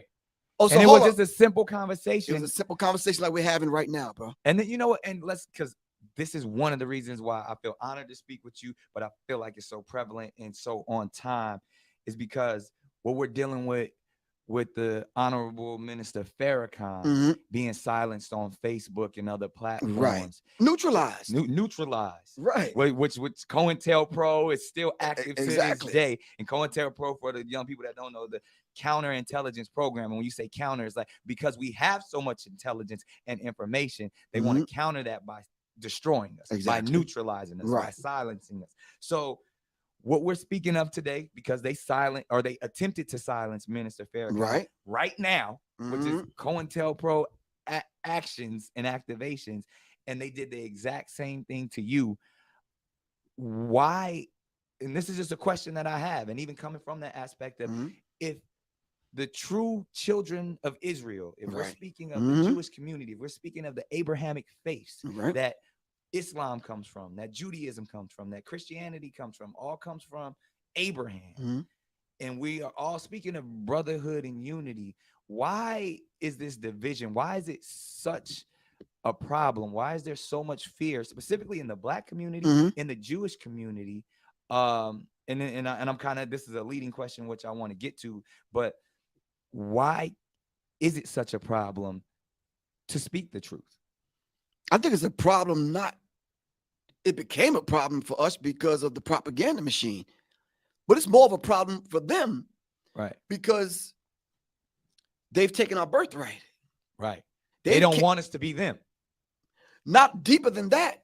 They don't want us to be us. They don't want you wrapping your head. They don't want. Wow. Nah, they don't. Now because you recognize. Right. And now they identified you. Oh man, Nick knows. Right. Who he is. And then now the flip side of that, you know who they are. Right. So let's dive into it. Who are they? When we speak of, because this is where it truly is, and when we talk about those the 6 corporations, when we go as deep as the Rothschild, centralized banking, those the 13 families, the bloodlines that control everything, even outside of America. When we talk about the people who, if we were truly the children of Israel, and we're defining who the Jewish people are, because I feel like if we actually can understand that construct, then we can see that there is no hate involved. When we talk about the lies, the deceit, how the fake dollar controls all of this, then maybe we can get to the reason why they wanted to silence you, why they want to silence Minister Farrakhan, and they want to throw that we are having hate speech when it's never hate speech, when it's not. You can't be anti-Semitic when the Semitic, when we are the Semitic people, when we are the same people that who they want to be. That's our birthright. That's our birthright. So if that's truly our birthright, there's no hate involved. It's not. How did this message get so misconstrued? When we came back to claim it. Right. When we woke up and we came back to claim. If you steal my bicycle when we were 6 years old and you riding around the hood with my bike, and now I'm 12 and I understand. I want my bike back. I want my bike back, man. Now you're gonna kick up dust. Right. You understand what I'm saying? And I'm brolic enough to get my bike back. I know some techniques now. I want my bike back. Right. I'm coming to get my bike. You're gonna kick up dust. You might even have enough prowess and cockiness and wherewithal, because you've been riding my bike around. You made connections now, and convince other people that that's your bike. Now you got a couple of bikes. You got a whole gang. You got a bike gang, and I'm over here walking right around. So now when I go get my bike back, yeah, you done painted the bike. You done put some new wheels on it. It really don't even look like it my don't bike. Look like my bike no more. Right. You understand what I'm saying? Right. So now I'm waking up and I'm like, bro, I need my bike back. Right. For real. Right. How do you know that's your bike? Simply because there's documents here. There's paperwork here. There's receipts here. You understand what I'm saying? They're showing and proving that that's my bike, and I'm here to claim it, man. Right. You have to give it back. So when you start hearing songs like Michael Jackson, "Hype Me, Kite Me," and blah blah blah blah blah, right. Nah, you can't say that. You can't say that. When you hear hate speech. Puffy talking about I'm getting paid or getting like the Hebrew. Right. You They want to mute the Hebrew. They want to mute that. Right. You understand? Even though we are the true Hebrews. Exactly. So we can't even tell the truth now. Right. Not on record, not on television shows, not on YouTube. Right. And what is and again, because and you know, I talk to my brother Risa Islam about this all the time, about certain things to where it's just the lack of understanding. That's what it is. Because we're not saying anything hateful. And that's the thing, when they want to put that on the minister Farrakhan was saying, when even the term white devils or just devils in general. Right. But when he was really speaking about the people who devalue our communities and themselves, and that's really where the word devil comes from, and how he's speaking it. But they want to take the sound bites and say this is anti-Semitic. And so how does that occur, and why does that occur? Is that great? Is that spiritual warfare, or is that just truly just us just silencing each other? That's the psychological, covert, meaning hidden war on the higher infinite power healing our people. Say that again. Hip hop is higher infinite power healing our people. The higher infinite power healing our people. It's if it's higher, then it's going to vibrate on that at frequency. The higher chakra. Yeah. And we're going to connect. Sometimes, you know, you see your homeboy, you up in the club, the music loud, y'all can't talk. You like, you know. Yeah. Or when it's about to go down, the energy, you know. Exactly. All right. Right. So if it's infinite Yeah. and it's the power that's in us because of who we are as a people, Elijah Muhammad said we're direct descendants from God himself. When that hit me, I'm like, I got relatives, but I got the big relative. You understand what I'm saying? Facts. I'm a descendant, maybe from this tribe, that tribe, and that tribe, because I look a little Ethiopian or Eritrean or Somalian. But I'm saying I'm connected to the source. Right. But because I'm connected to the source, we have a higher infinite power. Right. But we can take this power now to heal our people. Wow. You understand what I'm saying? And then delivering it that way, like the COINTELPRO, like those black organizations where they saw the Messiah coming up in the ranks, they says, no, we have to stop that. J. Edgar Hoover said the most dangerous thing in America is the Negro, and, and when he bringing us together. So I want to touch on something too, where we have this problem within our community, and then obviously even beyond the term God and defining ourselves as gods. Why is that such a problem, and why is that so taboo in our community? Because I know you do this as well. You speak about it in your books, and even going back to the 5 percenters, the gods and the earths back then. Why is that such a problem? Even all the way to brothers like Kanye, where even if his messaging can get misconstrued at times, but he was even professing, I'm a god, and our egos get to that point like, you ain't no God, I ain't no God. But ultimately, how do you define yourself as a God, and then why is that a problem? I think the whole idea of having to define myself as a God is something that, I don't necessarily want to wear on a t-shirt or a bumper sticker. I'd rather just be what the Creator created me to be. Now, let me ask just a couple of things so we can kind of contextualize this thing. You have an assignment, right? Yep. A life assignment. Absolutely. The Creator deposited in you everything that you need to be you. Right? Right. You ever get to that point where you're not feeling kind of like you? Right. So now you got to be introduced back to who? You. All right. And you got to be reminded of your assignment on this planet. Right. You understand what I'm saying? So if the Creator, God, deposited aspects of the Creator inside of you. Right. The scripture says you're all gods, but you're a child of the Most High God. Sooner or later, you're going to grow up. Right. And be gods. Yeah. With a small G. Yeah. We ain't claiming the big G, just the small G. Yeah. We're not saying we're the creator. Exactly. Right. Everything divine in nature is within inside of you. Right. This is why when we talk about the law of correspondence, as above, so below, as within, so without, we can look at what we adorn the universe with, and it's right here. It's all in us. It's all in us. That's why we can duplicate. The cosmos is inside it. Exactly. And only thing we're saying is we're gods having a human experience called Griff and Nick. Right. That's it. Right. Now, what your assignment is, right. Some people refer to that as different things. That's your life path. Right. That's what you've been assigned to do. But the thing is, have you accepted your assignment? Right. When you find people dealing with this whole psychology of self-hate, rejecting themselves and their divinity and who they are, see, when we hook up, there's certain things that you and I don't even really have to discuss because the divinity in me salutes the divinity in you, and we good. Exactly. You understand what I'm saying? Facts. And see, that's divine. Right. But you see, we can go back and study Greeks, Romans, European history, and they've called even some of the days of the weekend the months. Right. They call those people gods. Right. You understand? But we don't have no problem with that. Right. But the people that gave birth to civilization, you understand what I'm saying? Right. Yet we can't consider ourselves gods. I think there's a misnomer there, man. And it's like it's almost like they don't want us to know the truth. Back to that again. They don't want us to know who we are. But even I want to go back to our community because forget they for a second. Okay. Why can't we accept that we are because gods? we've been brought down to the point where we look at one another as just mere niggas. Right. Plain and serious. But Wesley Muhammad said it best. The nigga got to die.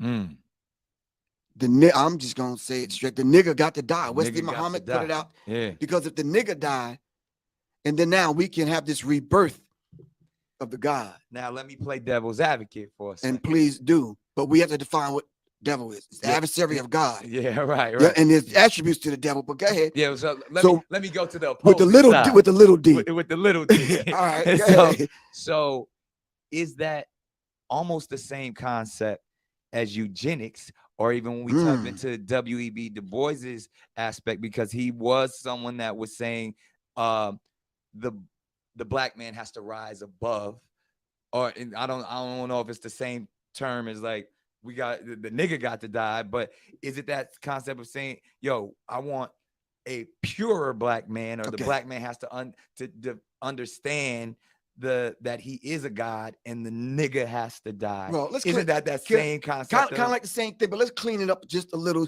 so the vast majority of our people can understand it. The Christians say what? You have to be born again. Right. So what happened the first time? Because God don't make mistakes.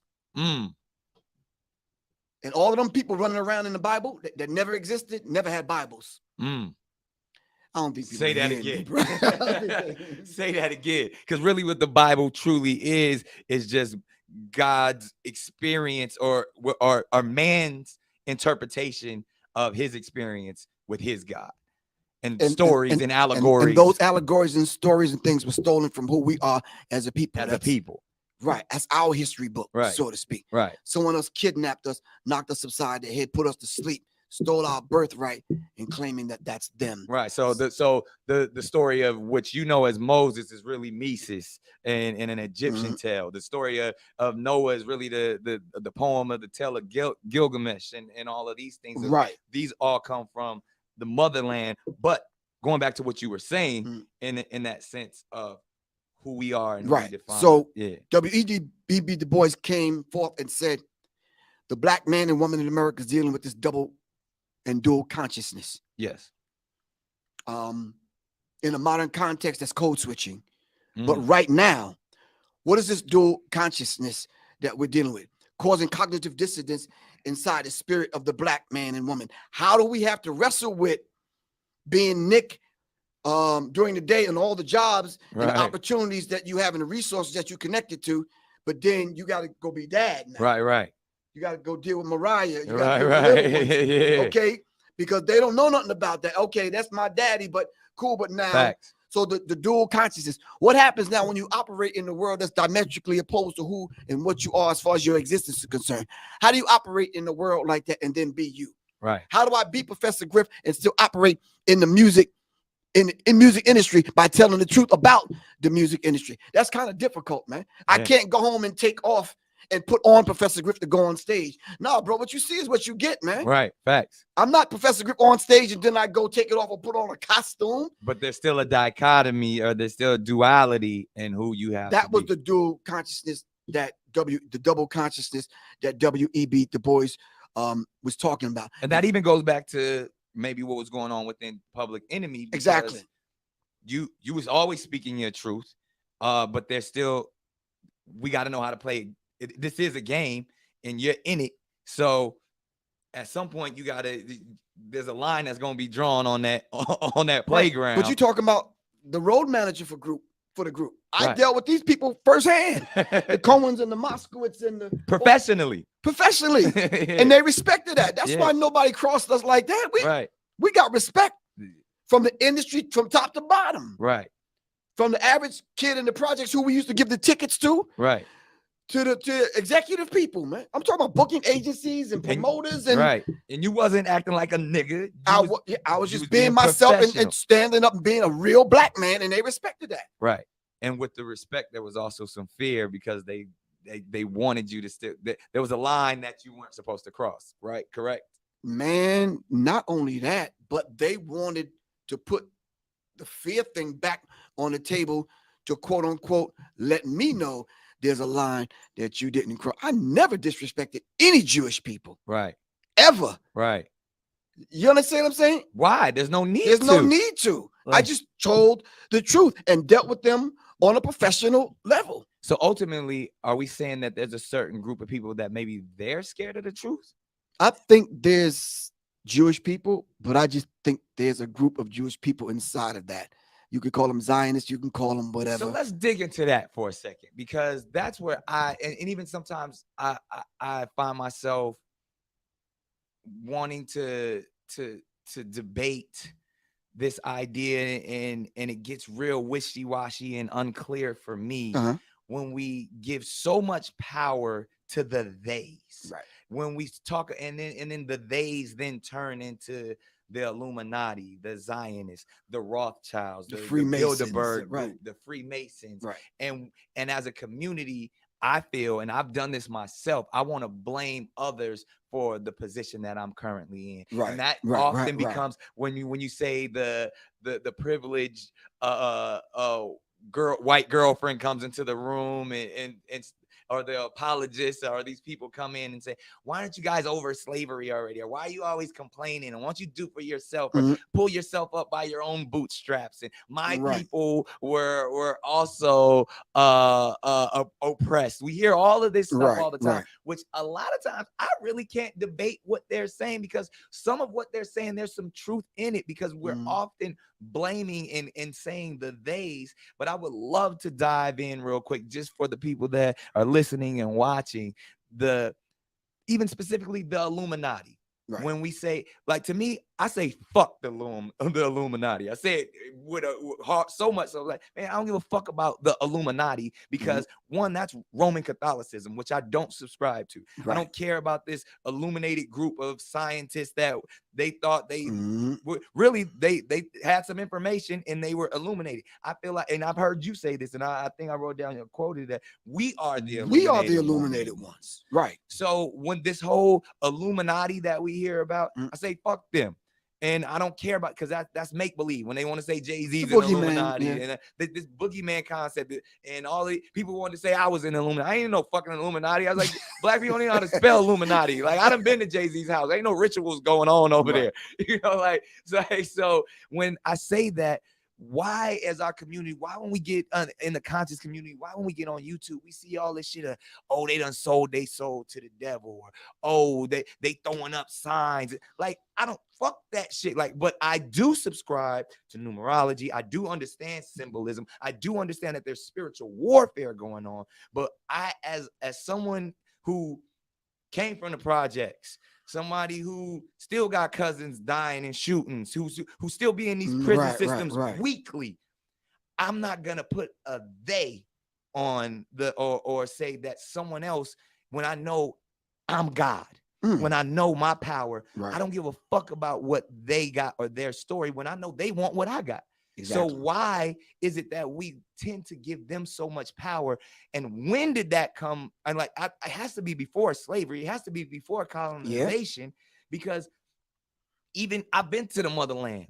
They're divided. Now, of course, colonization and the Europeans came in and kind of set some of that up. Right. But in tribalism, there had to be a hierarchy. There had to be a king and a monarch. And if I want to say I come from a king, if I want to say I am a god, I have to really embrace that and can't say someone else overpowers. Right. Well, I think we need to understand the sacred sciences that you alluded to, that we had, that that we have. Right. There are some people that came in, sat at the feet of our ancestors and our people, learned and took that sacred knowledge. Thutmose and all exactly. Yeah, and then second time, coming back to the continent, plan to destroy and take everything. Facts. We know the Europeans came in and raped and pillaged. Exactly. We know that.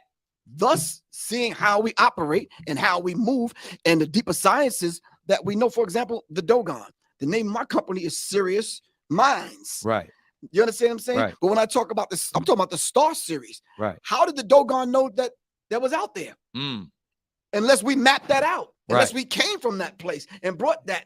Beautifully designed. Okay, exactly. So they came and figured these things out among us, and they crafted this society. And listen, let's just get something really, really straight. We are the first Freemasons. Yes.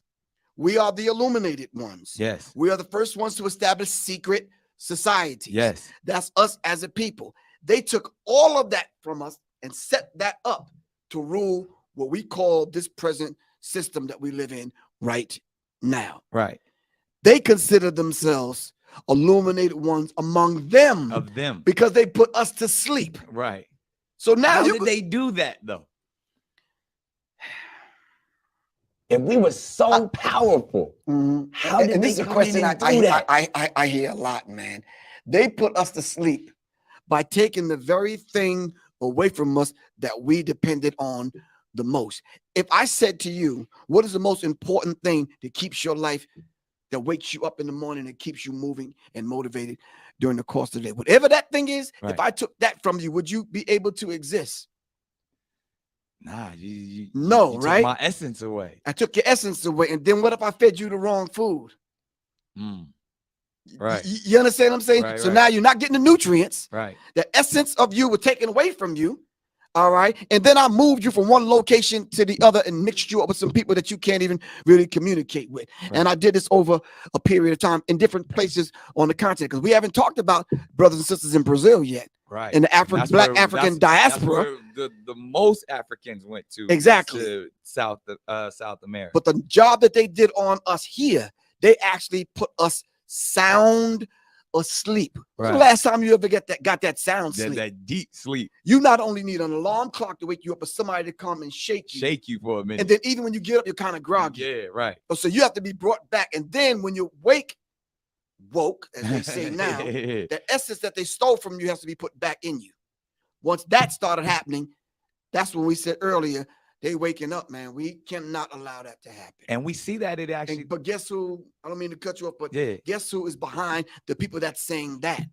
They call themselves the Illuminati. We didn't call them that. Really? The holders of the light. Really? The light bearers. Still they? Still to this day, they consider themselves the light bearers. But now they hide it in different organizations and fraternities and sororities and groups and secret societies. Because I feel like there's like even Trump and this government in America, and we talk about, like, I consider those people the elite. Those are those top 3% or even that top 1%. But I'm not even sure if those are the people, this government, this Americanized government, are those same people that we're speaking of. No, they're not. And it's just for the clarity. That's what I want to put out there. No, they flunkies. Yeah, they pawns on the chess game. So yeah. And like, can we give these people another name? Because even when I feel like we talk about the Illuminati and like again, like okay, let's demystify it then. Yeah, like let's really break it down, because I feel like that's where we get it becomes the boogeyman when we talk about, and even like when we talk about these meetings, like the Bilderberg group, which is a meeting that goes on in Europe once a year with the most powerful people in the world, the most powerful people in media, presidents, kings, queens. Queen Elizabeth be there. These are the richest people. These are the elite. They actually meet on world affairs, and where the Bilderberg group they housed it and were like, oh, we want to bring powerful people together to show how we can make the world a better place and have this meeting. That's what they say. That's what they say. But ultimately, they're saying, what messaging, domination and world control, are we putting out there? And then when we go and we speak about the new world order, I have this question for you. Why is the new world order a one world government, domination, world control? Why is that so dangerous? Why is that a bad thing? Why isn't that a good thing? Why can't we subscribe to say, oh, we just want everyone to come together? We want everyone to we want the nations to unite. We want a united nation. Why is that dangerous? I had the pleasure of having some brief conversations the other night in Brooklyn, New York, at the Barclays Center, behind stage with Erykah Badu. She did a video, window seat. Right. Then she did a couple of other videos where she literally was walking through and disrobing. Right. And where JFK was assassinated. Right. And gunshots rang out and she bled blue blood. See where I'm going with this? The blue blood. The blue bloods. So regardless of what we called them. Yeah. You understand what I'm saying? And let's see if we're going to go to blue blood, going back to understanding a blue blood is a European person because they don't have pigment in their skin that you can see their blue veins. Exactly. And blood is blue until oxygen, the air hit it, and it turns red. Right. Democrat Republican Party. Red you see, it's blue, not Bloods and Crips. Exactly. They set that kind of thing, Hegelian dialectic principle. Yeah. The opposing forces controlled by the same people. Right. So then let's go to what it really is. Then when we talk about the power of melanated people, when we talk about who we really are as guys, and understanding that our melanin is so powerful and it connects us in a way that the reason why they fear black, the reason why they fear is because the lack that they have of it. So then when you see what Dr. Francis C. Welsing talked about is that fear and that just genetic annihilation, deficiency of when you have a person that has the lack of pigment, the lack of melanin, that they know that they will be annihilated. So therefore, however they got the power, they have the lack of compassion. That melanin comes with compassion.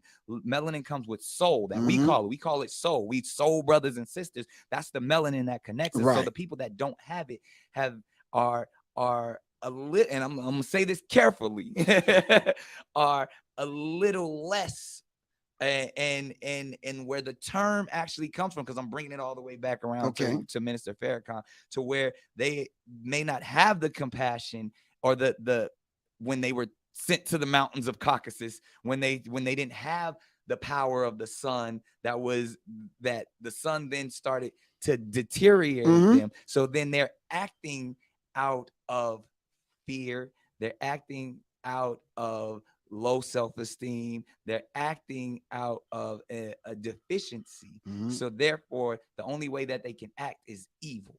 The only way they have to rob, steal, rape, kill, and fight or flight, in order to survive. Exactly. So then these people who didn't have what we had, and when I say we, I speak of the melanated people. Right. They had to be savages. They had to be barbaric. Because they're in these Nordic mountains, they're in these rough torrential environments. So they're acting as animals. Right. So they're the ones that are actually closer to animals. They're the ones that are actually the true savages. And then they built up such this I don't want to say warrior, but they built up such this conquering barbaric mentality that they're coming out of Europe. They then said, in order for us to survive, we have to take what's not ours. And then they went into the land that actually where we are originated. And instead of trying to make friends, they said, we want what you got, because there's this mentality of whether it's the Caesars or even that we have to conquer. Right. So I say all that to say the context. And when we speak of whether it's Jewish people, white people, Europeans, the Illuminati, they were doing that as survival tactics to stay on this planet. Right, because we never had to do that. Right, because they've learned when they circumnavigated the globe and they ran into these islands and these places, and we were already there to greet them. Right. With open arms.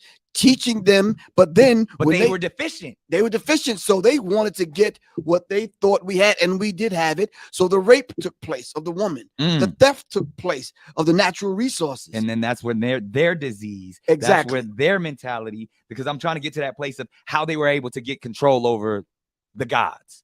How were they able to get control over their once they people? learned that, though, and now they raped and impregnated, left and came back, and they saw the child lighter.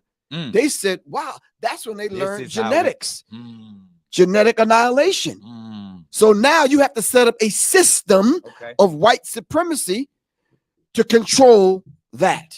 Right. So now we have 13 families here, Illuminati that's manipulating and controlling subgroups. Now we got to set up organizations coming out of Europe. You understand what I'm saying? And for that same system, now you're talking about survival, what you just laid out. Now it's fight or flight. Now we have to set up these systems in order to survive. Right. But listen, not just survive to get some damn some hamburger buns and some cheese. I'm talking about on a genetic level. On the genetic, because they will, and that's even from the white nationalists to the white supremacy mentalities to Donald Trump himself wanting to build walls. Right. They're trying to keep what they consider purity. On a subconscious trying to level. Stay alive. Because sometimes they don't know why they acting out. It's just been proven. Was National Geographic just put it out by 2050? Every person will be a person of color in a minute.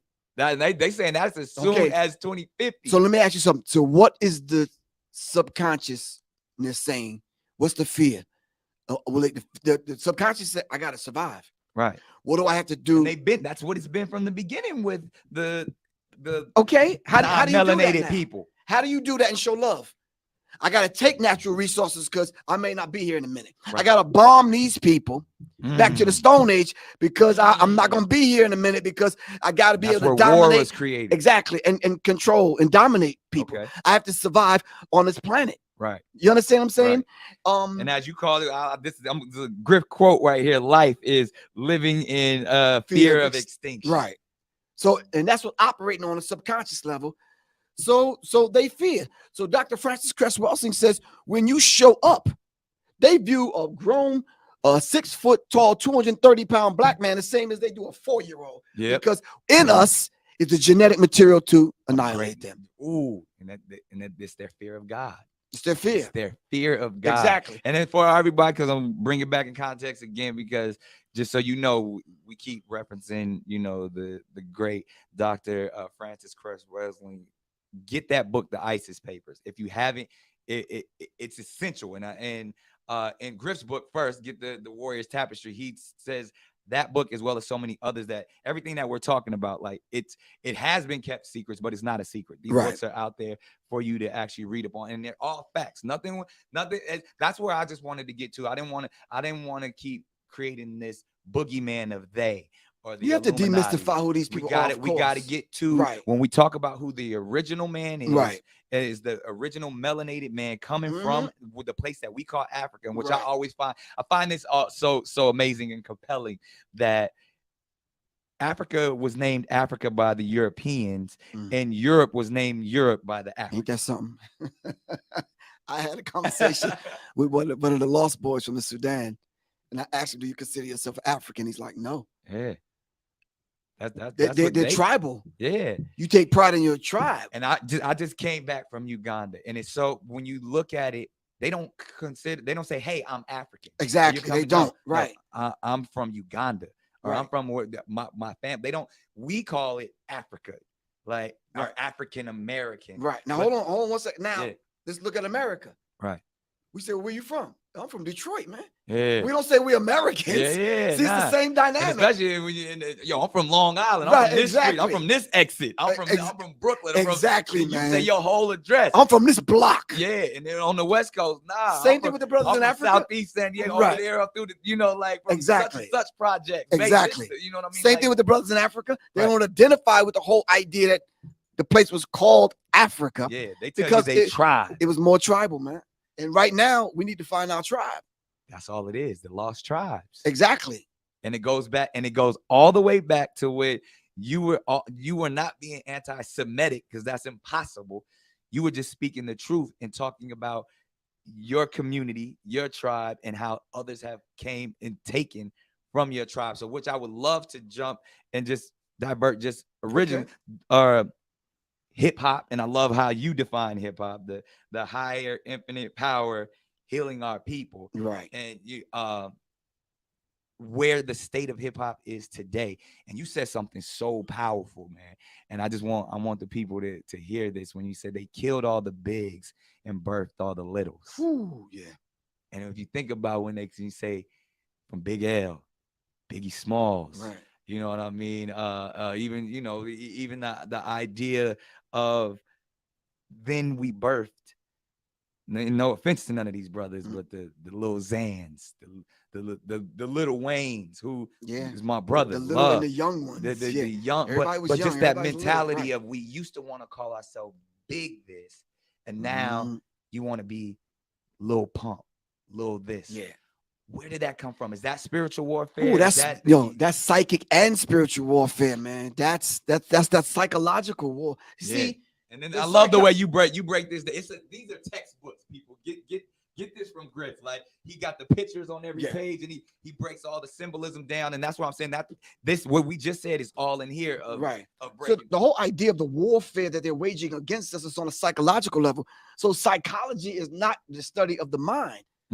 Psyche in ancient Kemet is the soul. The soul. So they waging a hidden covert war on the souls of black folks. Wow. Which goes back is where our melanin is. And the whole idea, the whole idea of killing off the bigs and producing the littles, that is part of it. Right. What better way to do that? Yeah. Now you got a whole generation of MCs, rappers coming up, little this one, young that one. Right. As though you will never grow up and grow old and become a man. You're gonna be little forever. You're gonna be little for the rest of your life. So you come on now on television shows sucking the pacifier in the baby bottle. Mm. You understand what I'm saying? And we have to understand that particular in a skirt or a dress. And they forgot that sister, exactly. Right. They forgot that Sister Soldier said, we are at war. We're at war for the hearts and minds of our people, man. We have to understand that, man. Right.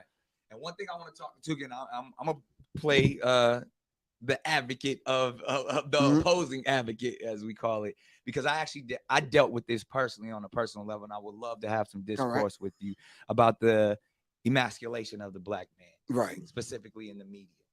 And the only reason why I feel like this is a good place to go, because from the big to the little conversation, because of now is the male to the female. Now we got everything now, which is ridiculous. To we got Snapchat filters turning our brothers into good. I done seen some of the most gangster people I know put this Snapchat filter on to see what they would look like as a woman, to where like all the way to it's like, man, if there was a wig and some makeup sitting right there, take the digital aspect out of it. So if there was a wig and some makeup right there, yo, Grip, put this on, man. So I see what you look like. Exactly. Would you do that then? But we'll do that with our phones and our screens, and we'll send it and we'll post it for the likes forever. So say that though in media, and I salute my brother Dave Chappelle and so many other.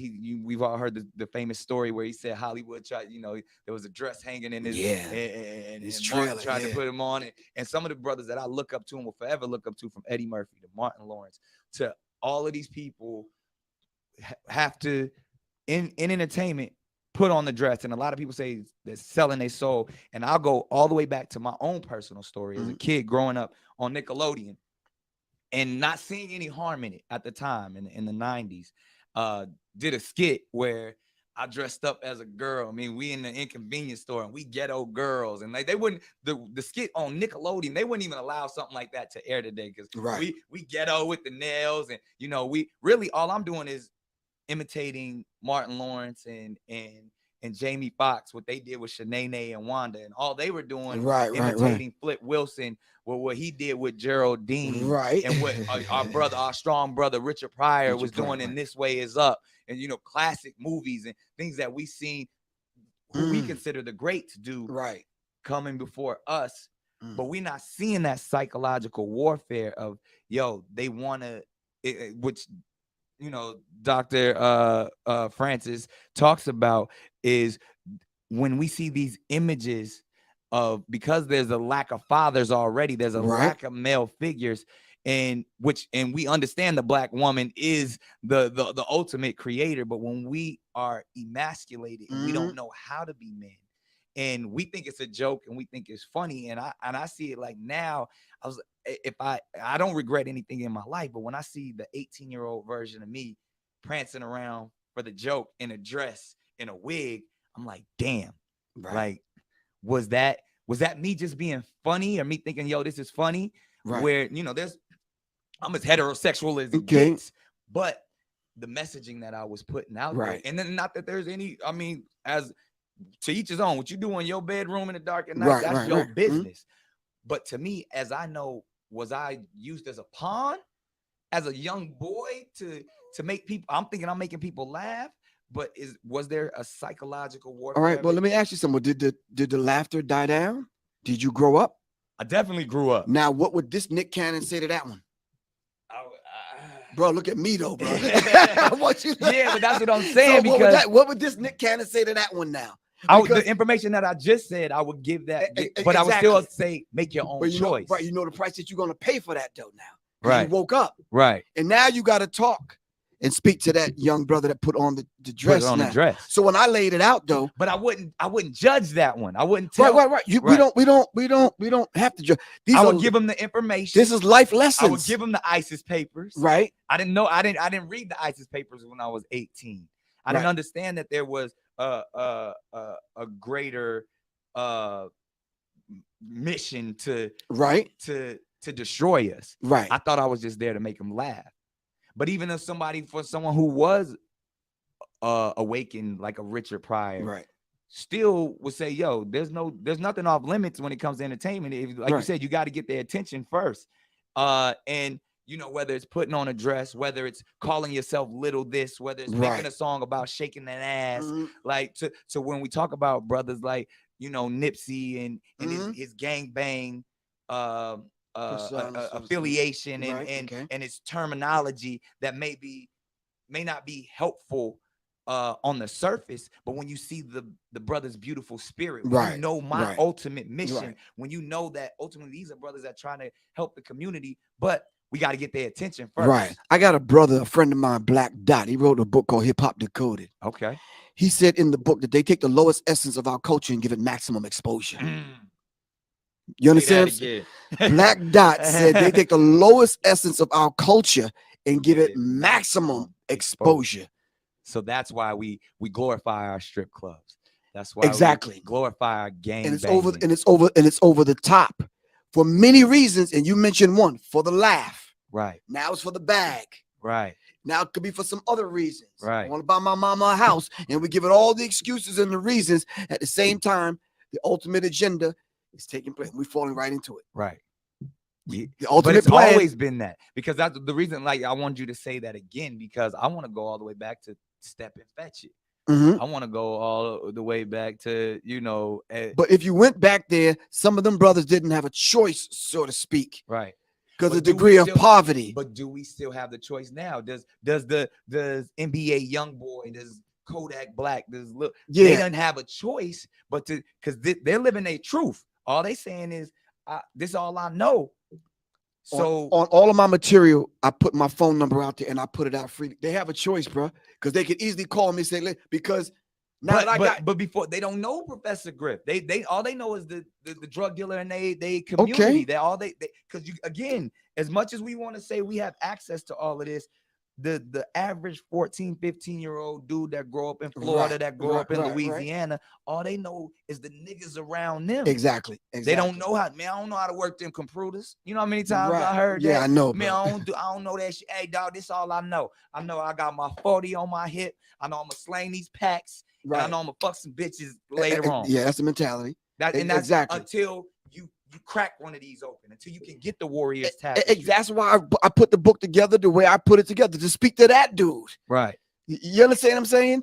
And we gotta speak their language. That's why I feel like Nipsey Hussle was so important for, because everybody, it's the Nipsey bandwagon now. But when you can see, and that's why Tupac, and that's why even PE was so important, because we're like, oh, them is cats that grew up just like me. Right. They embracing the thug life. They embracing being a 60s Crip. They embraces being neighborhood nip. Like, even, and I come from the other aspect of it. I came in and like, I don't want people to I don't want to glorify where I came from, when you first heard Nick Cannon, like, that's the kid from Nickelodeon. The little guy, that's the kid from America's Got Talent. That's always smiling. Yeah. You don't know that I come from what I come from, because I never wanted to glorify, because there's entry points from every angle. Exactly. So I have no problem being able to sit there and be like, oh, he's the safe one, because I still know my truth. I still know my purpose. Right. So in saying that, I can't, just the way I don't expect people to judge me from what they may think of me. When I sit down and have a conversation with Kodak Black, that's not a dumb brother. Kodak Black is intelligent. Right. What NBA Youngboy is intelligent. Now, they may be making some choices we may not agree with. Right. At the age that they are. Right. Like I said, at 18, I was on TV dressed in a dress. Right. You know what I mean? And you know why? Because 2 years before that, I was trying to be a gangbanger in the hood. And 2 years before that, I grew up in projects. And you know what I mean? So I'm like, he said this gangbanging shit ain't working out. It ain't working out. Let me square up. You know what I mean? And the people, you know what I mean? I hear you. And so to say that, I see every aspect of it. So I think as what we do, we judge each other instead of informing each other. Right. Well, we judge one another by the categories that they fit us in. Right. If we was to pick our own categories, right, you and I greeted one another as gods. Right. How many times they gonna let that go out on the air? How many times they gonna put that in a movie? How many times they gonna put that in the educational department? Right. And how many times they gonna rewrite the dictionary and don't write us in as black means despicable, disgusting, evil? Yeah. They're gonna rewrite the dictionary. No, black means God. That's what we exactly. put out there. That needs to be the T-shirt, though. Yeah. That needs to be the slogan. The definition of black is God. Exactly. Black means God. Exactly. So but you see, even if you ask them, that's what they would say. Right. Because they worship us in private, in secret. You understand what I'm saying? So and then with the beautiful work that Renoko Rashidi and Ashwa Kwesi and other people are doing, and what's the brother's name? Tariq Nasheed with Hidden Colors. Right. Yeah, love And all of every place you go, Eugene Adams with Africans in Asia. When you start unearthing who these people are, the deeper they dig, the blacker it gets. Okay. That's the t-shirt, bro. The deeper they dig, the deeper it digs, the blacker it gets, bro. Okay, so let me go here with you then. And I'm gonna play for the other side just for a second. When we get to the origin of when we say as deep as we go, and ultimately if it's all about becoming one and understanding who the original man was, and if we all come from the same thing, and the purpose here, our assignment is to love and to have understanding, right, and knowledge supreme, wisdom, and all this understanding ultimately is rooted in love in the core. And if that's our message to spread through the cosmos, why all of this division? Why all this compartmentalization and categorizing each other? If we're the original, if we're where it started, if they want what we have, and ultimately what we have to give is love, why does it matter if one person is Jewish? Why does it matter if one person is Christian? Why does it matter if this person has less melanin in their skin than the other person? I think the thing that the most honorable Elijah Muhammad said that makes them devils is the fact that they've been taught a doctrine, a teaching, coupled with the fact that you and I said they had to survive, so they did the things that they became and who they are. There was a reason why they shot the noses off Abu Al, the Sphinx. Right. Different people called it different things. They put it in the back of the museum. Exactly. There's a reason why they destroyed the woman when they saw the black man and woman side by side in Egypt. There was a reason why they took certain information, stole it, copied it, put their names on it. You understand what I'm saying? Right. They never wanted that particular information, their image of God, exactly, to get out. If that image of God got out, right, how would they survive genetically on a planet being the inferior? Right. You understand what I'm saying? Right. You cannot do what they've done on the planet in such a short period of time, being the inferior. But why does it all matter? If we're talking about the source, if we're getting to the source of it all, of the original man and the original purpose is to spread love, is to awaken and enlighten everyone. Why does it matter? There was love in my family. My dad was there, my mom was there, my brother was there, my sister was there. Instinctively, we all knew our roles. I wasn't trying to be my dad.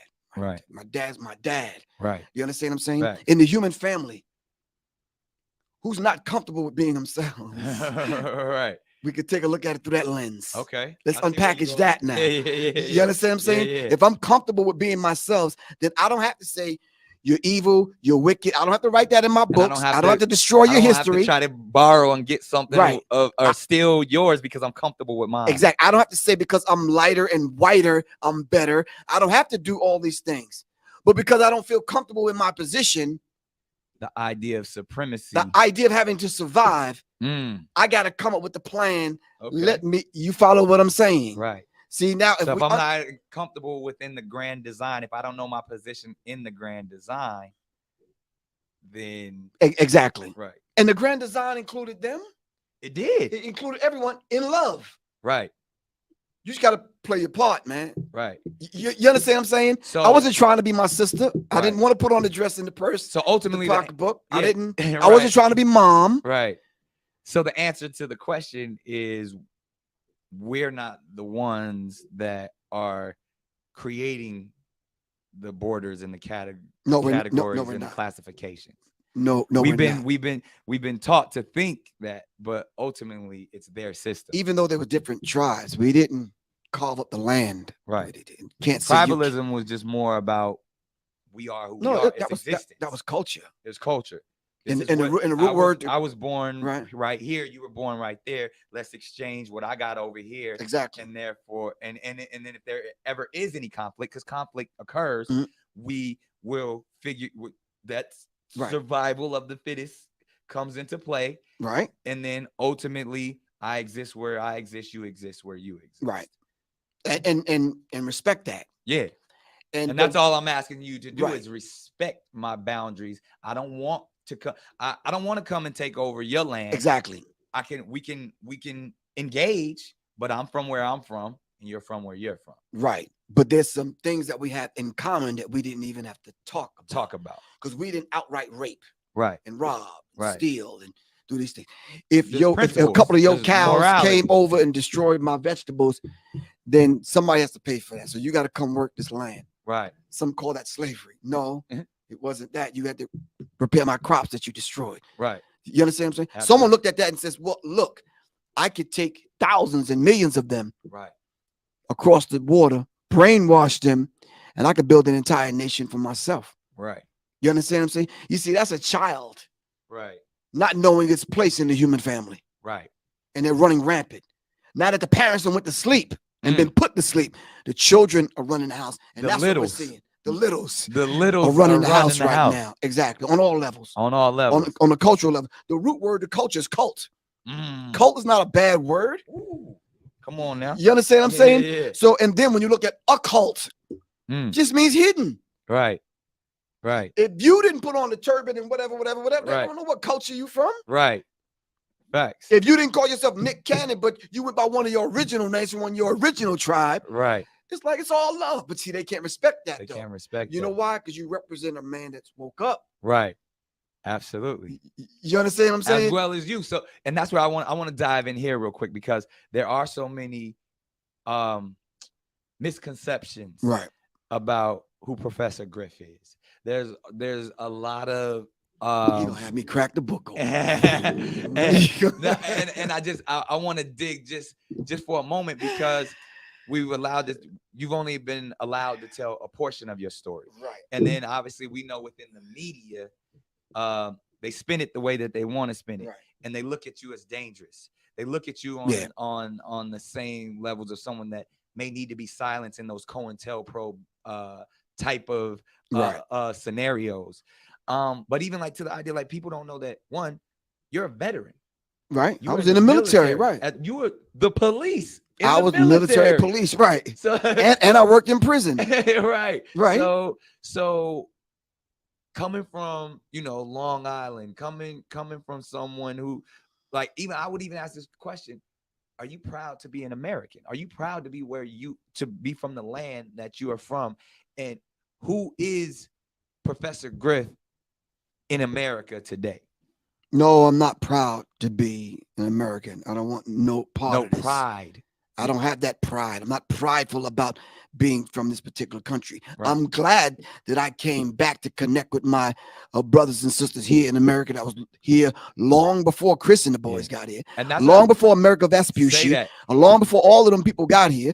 We were already here. Right. Exactly. You understand what I'm saying? So I'm glad to come back and there's see a difference between pride and glad. That's how I always like that. Exactly. You can be glad to be, but you don't have to have pride in it, because pride, there's a lot of ego within right. it. We're forced to defend this land, a land that we can't even grow crops in to feed ourselves. All right, thanks to Monsanto and the rest of them, but that's another story. That's another Cannon's class. Exactly.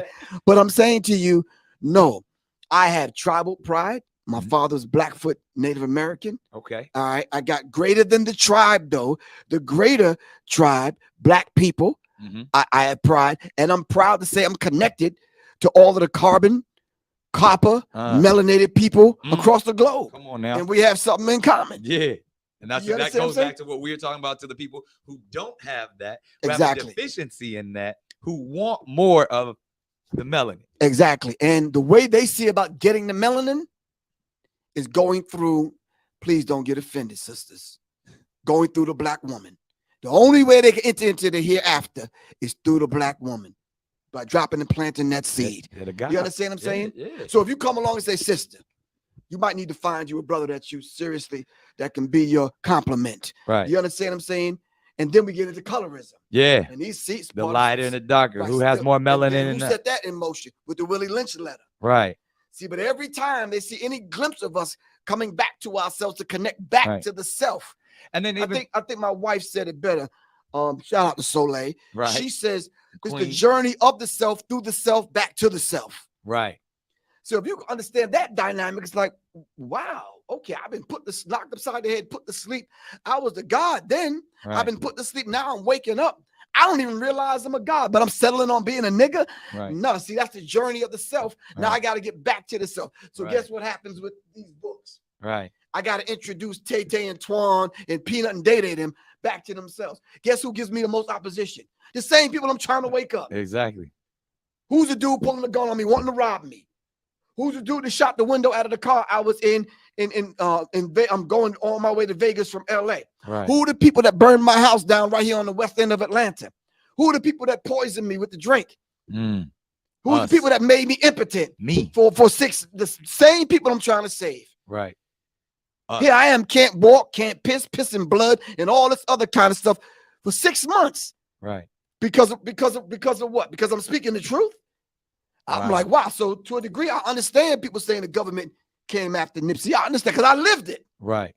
Right. For telling the truth, but Right. getting thrown under the bus by the rest of the brothers. But ultimately, it was the concept. Exactly. Of The idea that, wait a minute. Let me brainwash and desensitize this brother so much that I can turn him against his own that's trying to enlighten. Exactly. But I'm going to say this and take it how the people want to take it.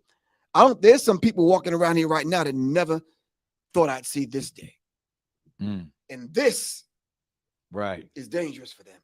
Too dangerous. You know why? Because, wow, Nick doing the damn thing. Yo, Nick this, Nick that. He got the platform, whatever. But Griff, right. Like, why are you letting that?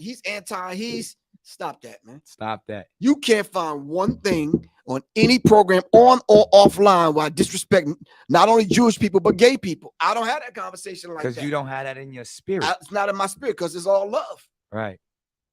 So how is that message so misconstrued? Because we know why they do it. We know why we know that we seen COINTELPRO.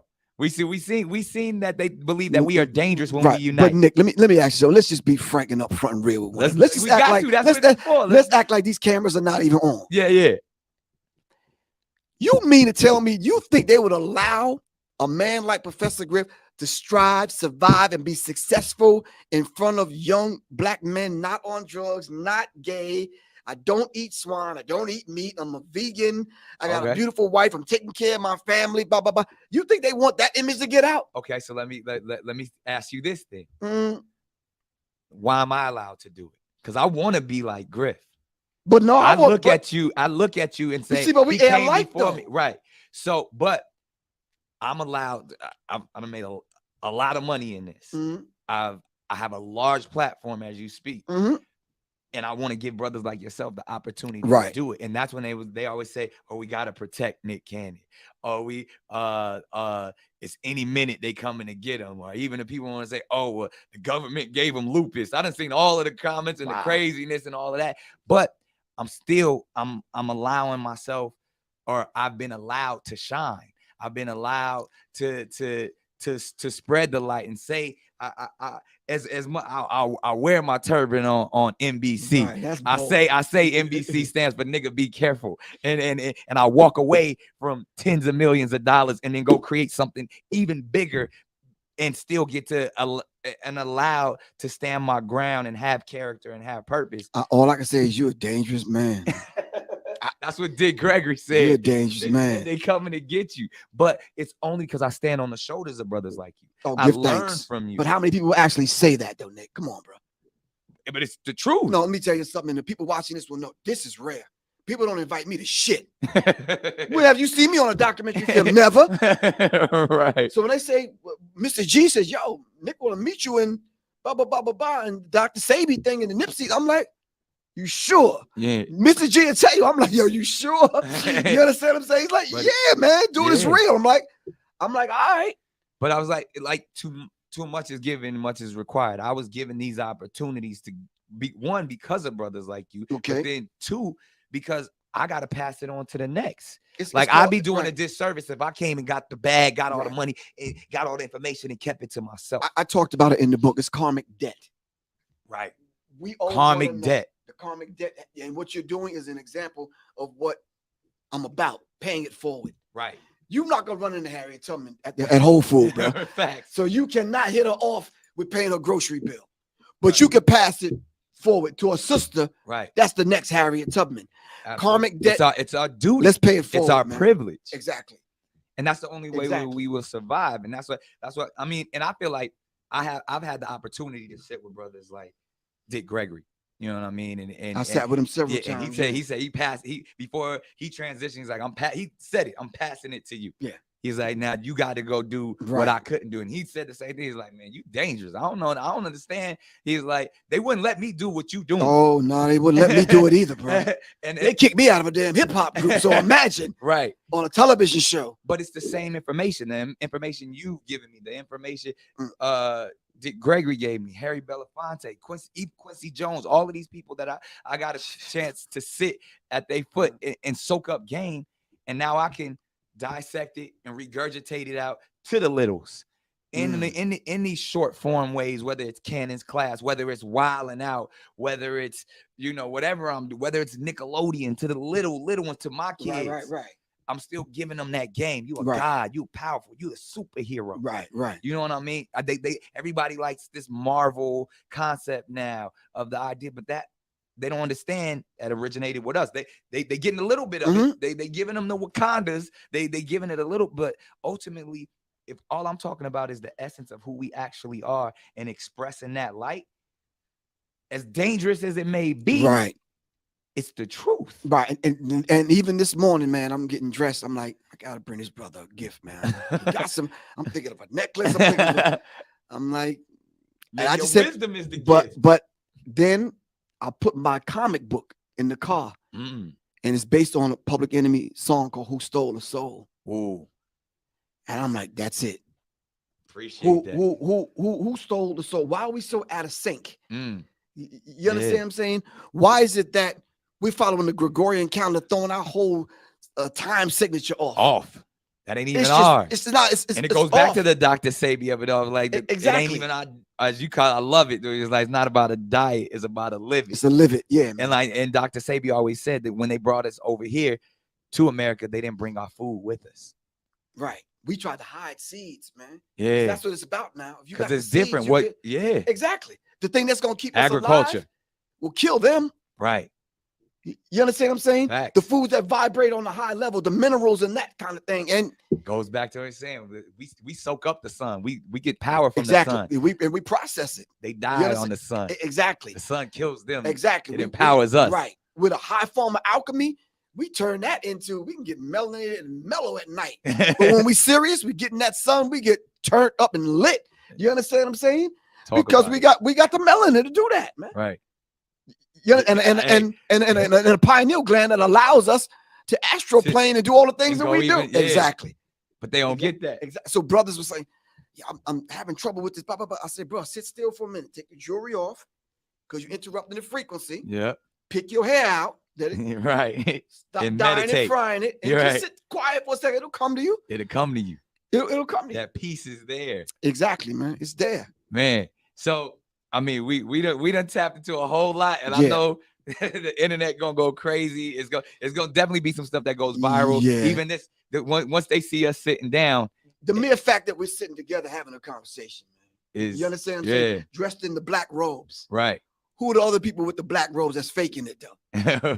They wrote the thing and they said it, not me. Right. They have a secret covenant, not me. Right. They plan to poison the water, poison the toothpaste, set up chemical plants and all this kind of stuff, bringing us down to our knees, putting all drugs in there. it. It's all there. I laid it out. It's all there. So even if the creator called me home tomorrow, I Right. said, listen, I did my part, and I'll be happy. Right. I'm going smiling. You understand what I'm saying? Right. And like Marcus Garvey said, I'm coming back. Right. Not only in the whirlwind, I'm coming back in the water. I'm coming back in your consciousness. I'm serious. Energy man. never dies. It never dies. It's constant. It Right. just changes form. It's swift and interchangeable. Right. And that's For what you real. said. When we on the same frequency, the power that we can do. Exactly. It's out of here. Hey, well, I appreciate this session. It's definitely an honor. One of my favorite Cannon classes that we've had. Really appreciate so you, much man. knowledge. But no, you dropped the jewels, though, man. It's like I'm sitting there like, okay. Yeah. And it's out there. It is the truth. Right. That's the thing. So we do it in an unapologetic way.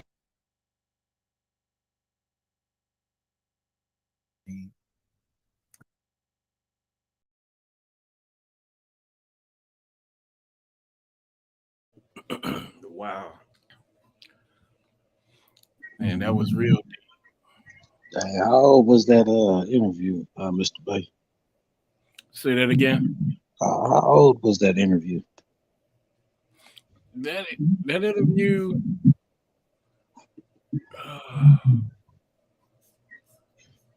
Is that when they kicked him off that show, when they took away his wilding out? Yep. Okay. Yep. All right, so let me see if they got a date on here.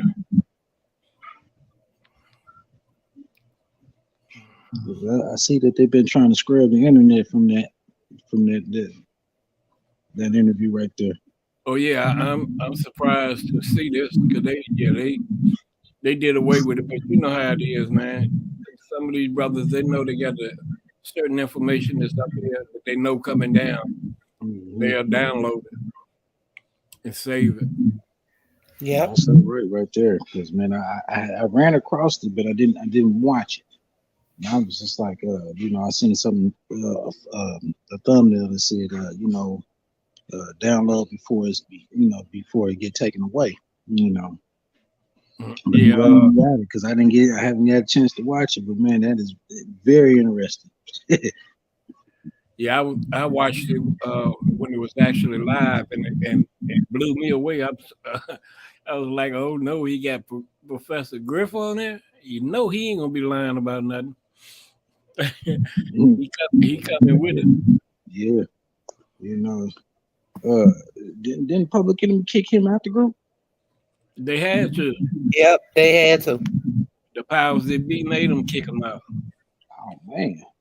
Yeah, that's what he's talking about. And like you said, they had a 2-year plan, and at the end of the 2 years, he did his part of what he's supposed to do, man. And then things were going so good, them other guys, they didn't want to get out. But so since they didn't want to get out, they had to go with the flow. Man, S1Ws, man, it was on point back then. Back in the days, I knew Griff was gonna be saying something. I was like, oh shoot, that's a Griff on here. Shoot. Hey, I didn't even know he was married to Soleil. I thought she was still with Genuine.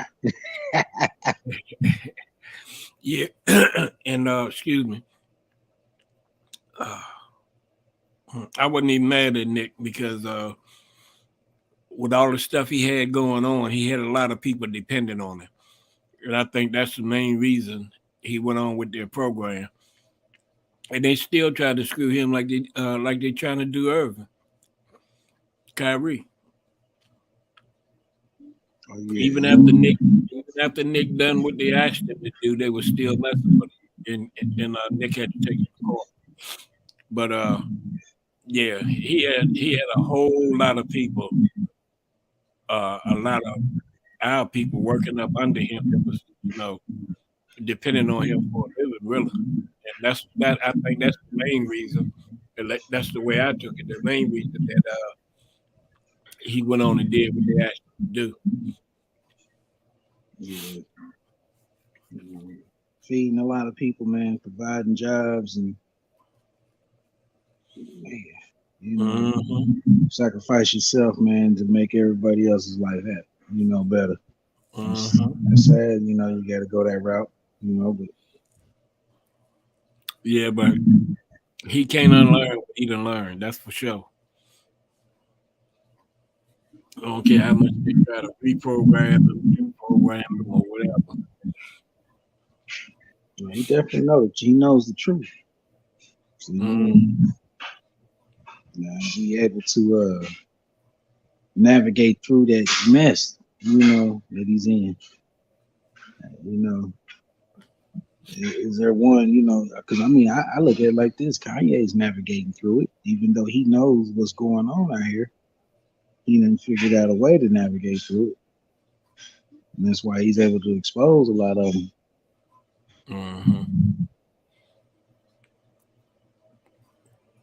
Did anybody get the news flash from CBS Chicago? Are they dropping the charges against Kelly? No, it said police find anti-Semitic vandalism at Jewish cemetery in Waukegan. You know what, man? I'm gonna be honest, man. You know, just from hearing that from you, man, that make me sound like, man, you know, there's a bunch of Caucasians done did that, you know, to try to make the black folks look bad as if we the ones attacking them. Yeah, it's it's probably something that was set up so they can try to say Kanye and Kyrie the cause of it. You know how that goes. You know, predominantly black city, you know, yeah, they're gonna try to put it all on the blacks. Mm-hmm. Well, we got 2 more short clips. Boss Age, you have anything to say before I run them?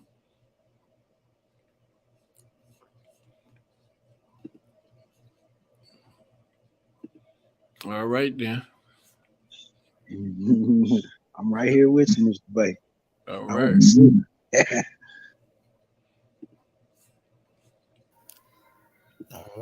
All right. History Month you find ridiculous. Why? You're going to relegate my history to a month? Oh, come on. What do you do with yours? Which month is White History Month?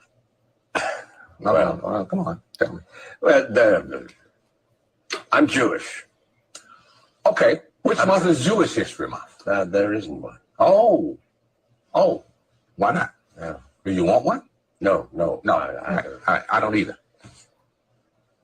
I don't want a Black History Month. Black history is American history. Hey, it's the baked feed. Racism. Stop talking about it. I'm going to stop calling you a white man. Yeah. And I'm going to ask you to stop calling me a black man. I know you as Mike Wallace. You know me as Morgan Freeman. Probably Black History Month you find ridiculous. Why? You're going to relegate my history to a month? Oh, come on. What do you do with yours? Which month is White History Month? Well, come on. Tell me. Well, I'm Jewish. Okay. Which month is Jewish History Month? There isn't one. Oh. Why not? Yeah. Do you want one? No. I don't either. I don't want a Black History Month. Black history is American history. How are we going to get rid of racism? Stop talking about it. I'm going to stop calling you a white man. Yeah. And I'm going to ask you to stop calling me a black man. I know you as Mike Wallace. You know me as Morgan Freeman. Probably.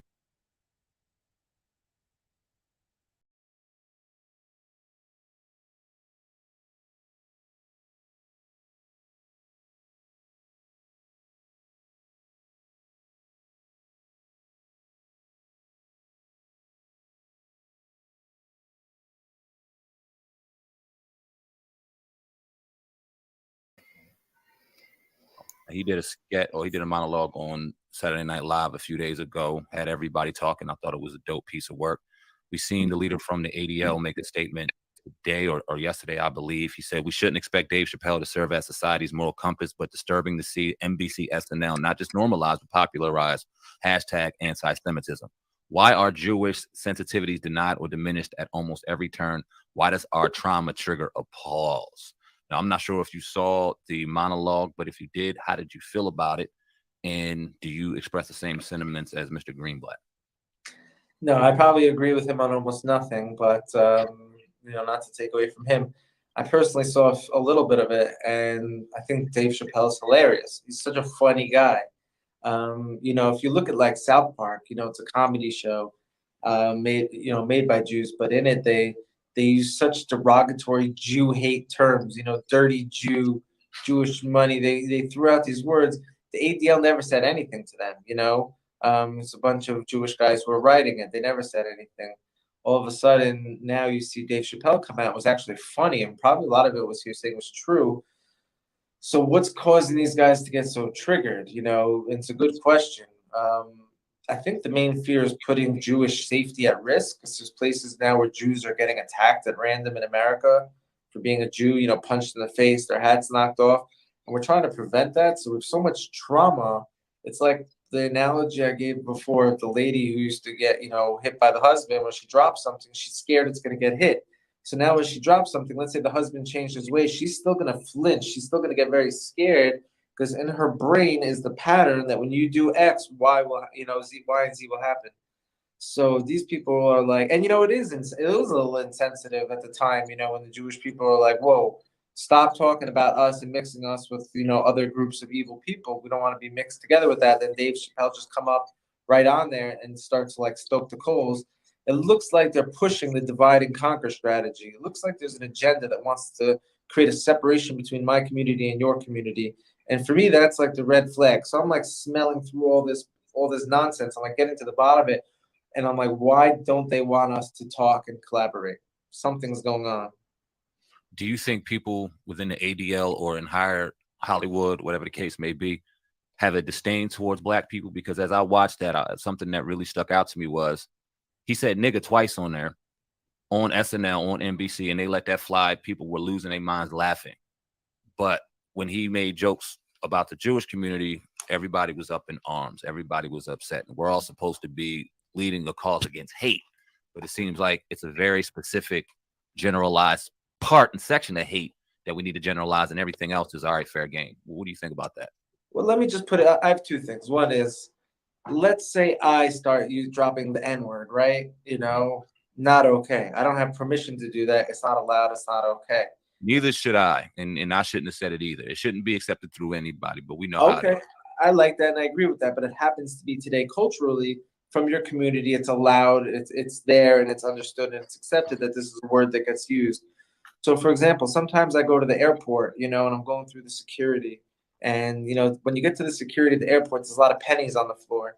So people emptying out their pockets. So I'm always like picking up pennies on the floor over there because I bring it to Jerusalem and I give charity. Every penny is a mitzvah. It's a commandment. You're doing a good deed with it. So I enjoy picking up the pennies. But when everyone looks at me, I'm always making a joke. Like, you always got the classic Jewish guy picking up pennies on the floor, And I'll make a joke about myself because you could do that because I'm Jewish. No one's going to get triggered by it. But if an African-American guy was like, oh, you Jews picking up pennies, it's like, wait a minute, can you say that? So I think it goes both ways. I can't start saying N-words and other people can't start making Jewish penny jokes. Everyone can make, criticize their own selves or their own communities. But I think that's silly also. We shouldn't have an ego. My feelings shouldn't have to be hurt if you have something to say about us. But it's all fun and games until it becomes, physical violence towards Jews. Then it's like we're just so much trauma. We're not having any of it. So I think the ADL is probably protecting a beast that the Jewish people communicate and miscommunicate as themselves. Like the Jewish people are like, oh, the ADL is here for me. ADL is not here for you, Jewish people. They're protecting something much bigger. They just, the name Jew is just covering both realities, the thing they're protecting and you simple folk who are just trying to make a living and stay humble. I think it's a good segue to go into what Kanye was saying about hip hop and Jewish executives. In one particular comment, he talked about how, in black hip hop music, we could talk about kill this, nigga that. And it's pretty much there's no outrage, black on black. But as soon as somebody says something about the Jewish people, it seems like it's all hell breaks loose. But a lot of these execs we already established in hip hop are Jewish. How come they promote, fund, the destruction of black people through the music? But as soon as somebody says something about Jewish people, it's all hell breaks loose. But when it's black people, it's like they fund that and they don't care. Yeah, I think that's a great point. But it's such a complex thing because no one should have the right to, the fact that they're promoting violence and drugs and then making that an avenue of like financial success. So now I'm a young African-American kid and I want to get some money when I'm older. I got to start like training myself. If I want money, I got to rap about killing and drugs and be hardcore.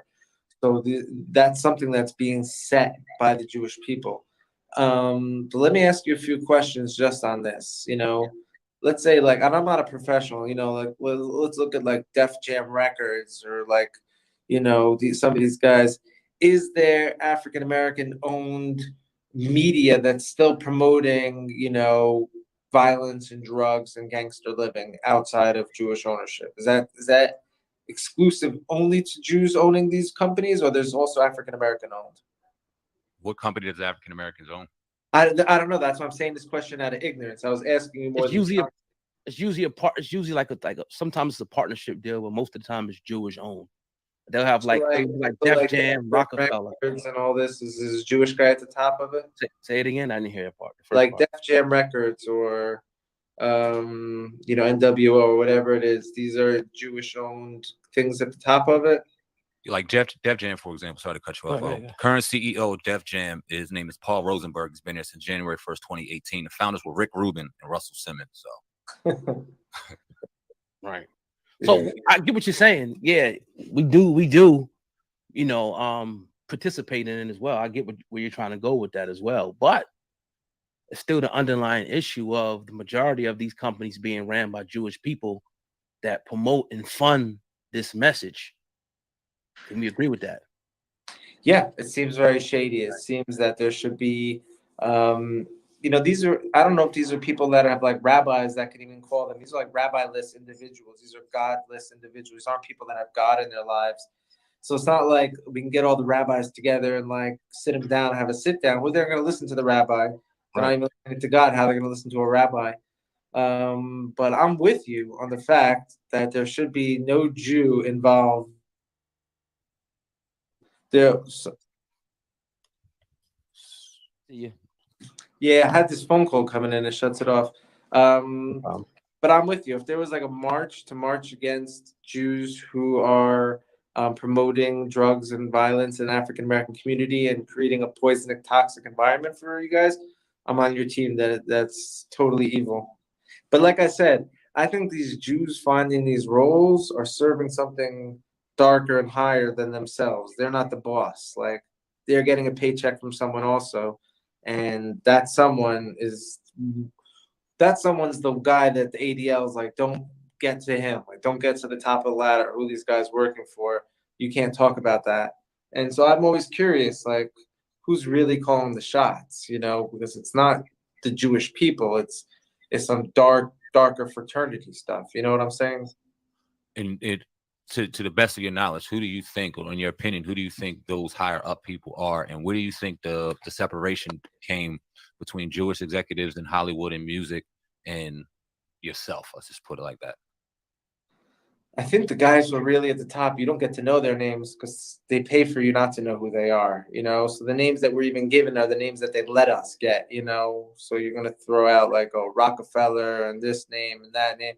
Those are the names they gave us access to. The names that we don't get access to is because they're the ones who are owning the wealth of the world, calling the shots with wars, and creating agendas to manipulate humanity. But where it stops and, separates me from these individuals is they give an allegiance to something that's not Jewish. These guys are all part of fraternities, whether it's Masonic or, their clubs from college, their with their Greek symbols and their cults and their rituals. I know, I don't want to get too deep into it until the right time is, because this is like even dangerous for me to be talking about this type of stuff because we're up against a very dark force, But these are people who get paid by these entities, are loyal to these entities, and the Jewish people are just trying to unite the tribes, the lost tribes, and build a temple for all humanity and bring world peace. There's like two totally different realities. And I think if you looked at like, the last few hundred years of Europe, when these Jews started joining these fraternities and getting involved in the banks and the wealth and financing wars, they started taking on customs and traditions that had nothing to do with the Jewish people in the Torah. So there's just this divide going on, and the Jewish people aren't so aware of it. So part of my job is to explain it. And even part of the Jewish prophecies and our legends, we believe within the Jewish people, there will be a dark side in the future that we're going to have to deal with. My ancestors taught this 400 years ago. I was a famous rabbi. I speak about this. And so I have a job to educate my people of stop defending the evil within us, because that's going to hold us back from the ingathering, the redemption, and uniting with the lost tribes of Israel, which seems part of them came to America on these slave ships. So There's an agenda that doesn't want, like I said before, your community and my community building. That's the last thing they're going to want. They're going to want us to be divided, calling each other enemies, and do everything in their power to make sure a healthy conversation doesn't come out of what's going on.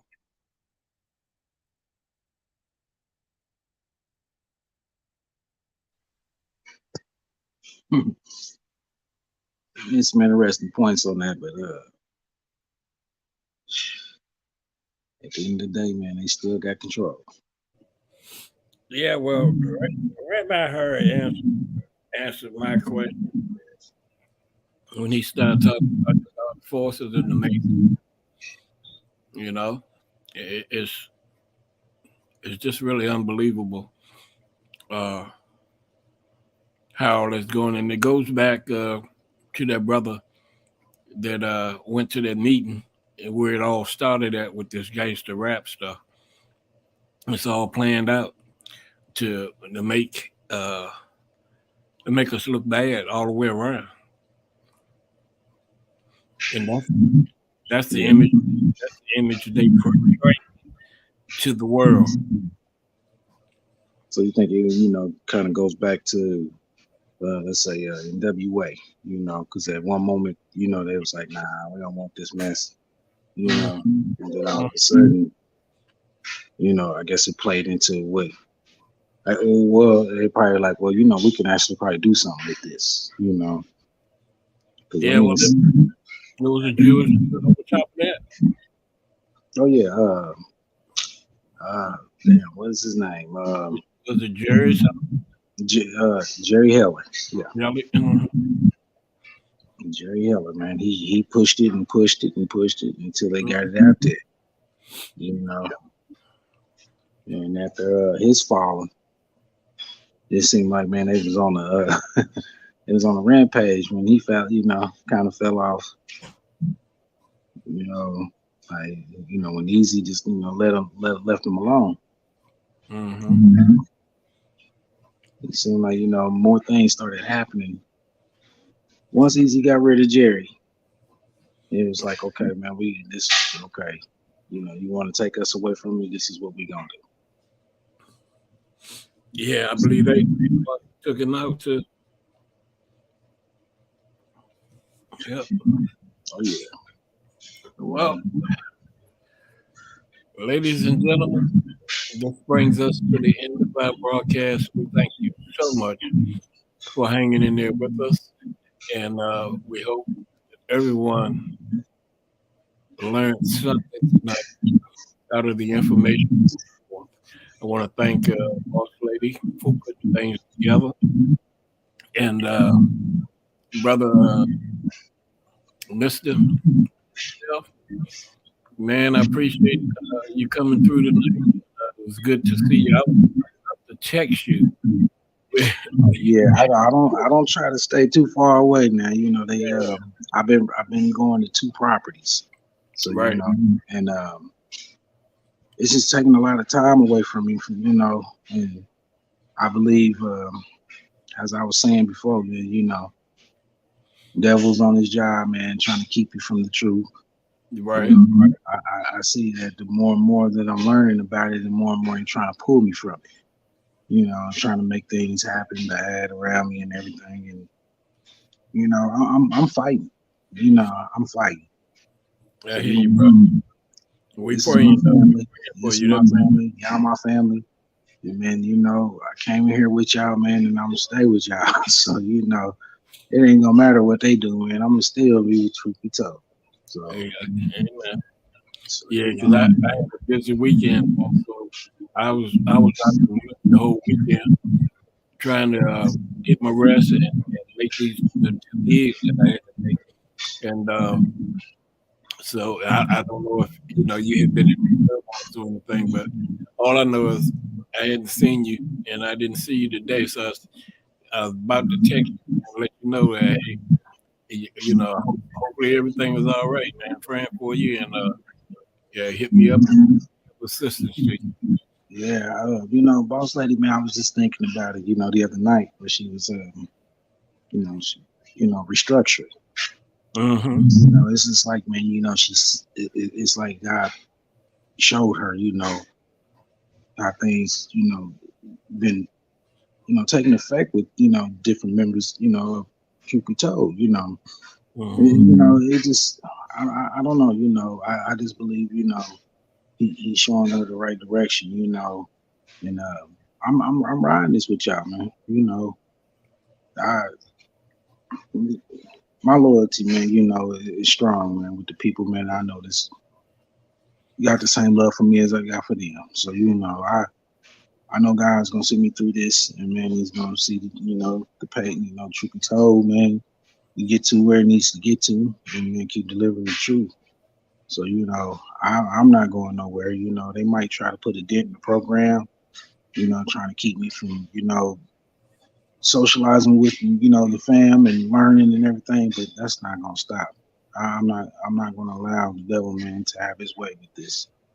So, I'm fighting it, and I'm doing everything that I can, within my power, to stand strong, and I just prayed about it, and I just asked God, man, to guide me where He need me to go, and He's still showing me, man, this is where I need to be, Right. and it's basically the message I'm getting is that, man, do what you have to do for your family, but never stay away from your family. So, to me, that's take care of home, man, but you still got another family, man, that needs you too. So, we told my family, and I'm gonna stick with it, and I'm gonna ride with it. So, for everyone in the chat, stay humble, stay prayed up, because there's a lot going on, and man, never allow someone or anyone to take you from the truth. Never allow the devil, man, to deter your mind from it. So, I'm just thankful just to be able to get back on here. I was like, man, I got to get to it. I said, man, I don't care, even if I got to do it from my phone. So, well, Boss Lady always said, your home and your family come first. He's always said that. And about the restructuring, the more time I spend with Boss Lady and the more time we talk, that restructuring wasn't just for the show, but restructuring in our lives. You know what I mean? It's things that we need to do to restructure our lives so that we can be able to allow ourselves to do what God is telling us to do as far as Truth Be Told. Yes. So yeah, because I took it that way too at first, but that's why I'm glad that I had the opportunity to stay in the loop and talk, I'm glad you're here, because without y'all, man, I don't know. I don't know exactly what I've been doing, man, because man, the stuff that's going on in this world, man, a lot of people, man, they see it, but they don't see it. And and I don't even know the word for it, man, but it's just like clear as day is what I'm seeing is going on. And I feel like, man, I'm fighting a battle just over here, man, just to, I don't know, just to be able to, maintain, I was like, okay, page started up, got it going, and we start digging into the truth a lot more, and it seemed like the more and more that we dig, and the more that we learn, the more they coming hard at us. Yeah, definitely. I just feel like, man, it's an attack, and I feel like I'm strong to fight it. I couldn't say that, man, when we was over at the other one, because I didn't say much, and I was just following along. But now, I don't see that. I see us, man, rising above all this.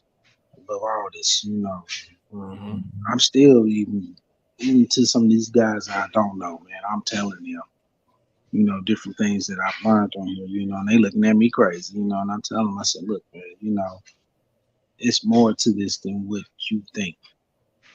You know, and I'm like, man, don't be afraid to research, man. Don't be afraid to ask questions, man. You know, it's like, shit, you're wrong, man. You're wrong, man. At least you know you can get the right answer, you know, and that wrong can turn to right because now you know the truth. Whereas you just going off of just what you think you know, what's been passed down to you. And I'm like, man, that's not the case, man. You know, I'm like, man, if you dig a little deeper, man, you know, what's passed on to you might have some truth in it, but it's up to you to research and find out a little bit more if you want to know more, you know. But if you content, you know, with what you just, you know, I guess what you learned over the years, man, and I tell you, man, you know, it ain't the truth, and I got the proof to tell you, you know, the proof, and you still against it, man. I'm like, man, bro, you know, I can only do so much. You know, it's like, man, but the truth is out here. And I just wish a lot of people, man, just stop for a second and just look and see what's going on around them, you know. And I believe a lot of us are, you know, I believe a lot of us Black people are starting to see.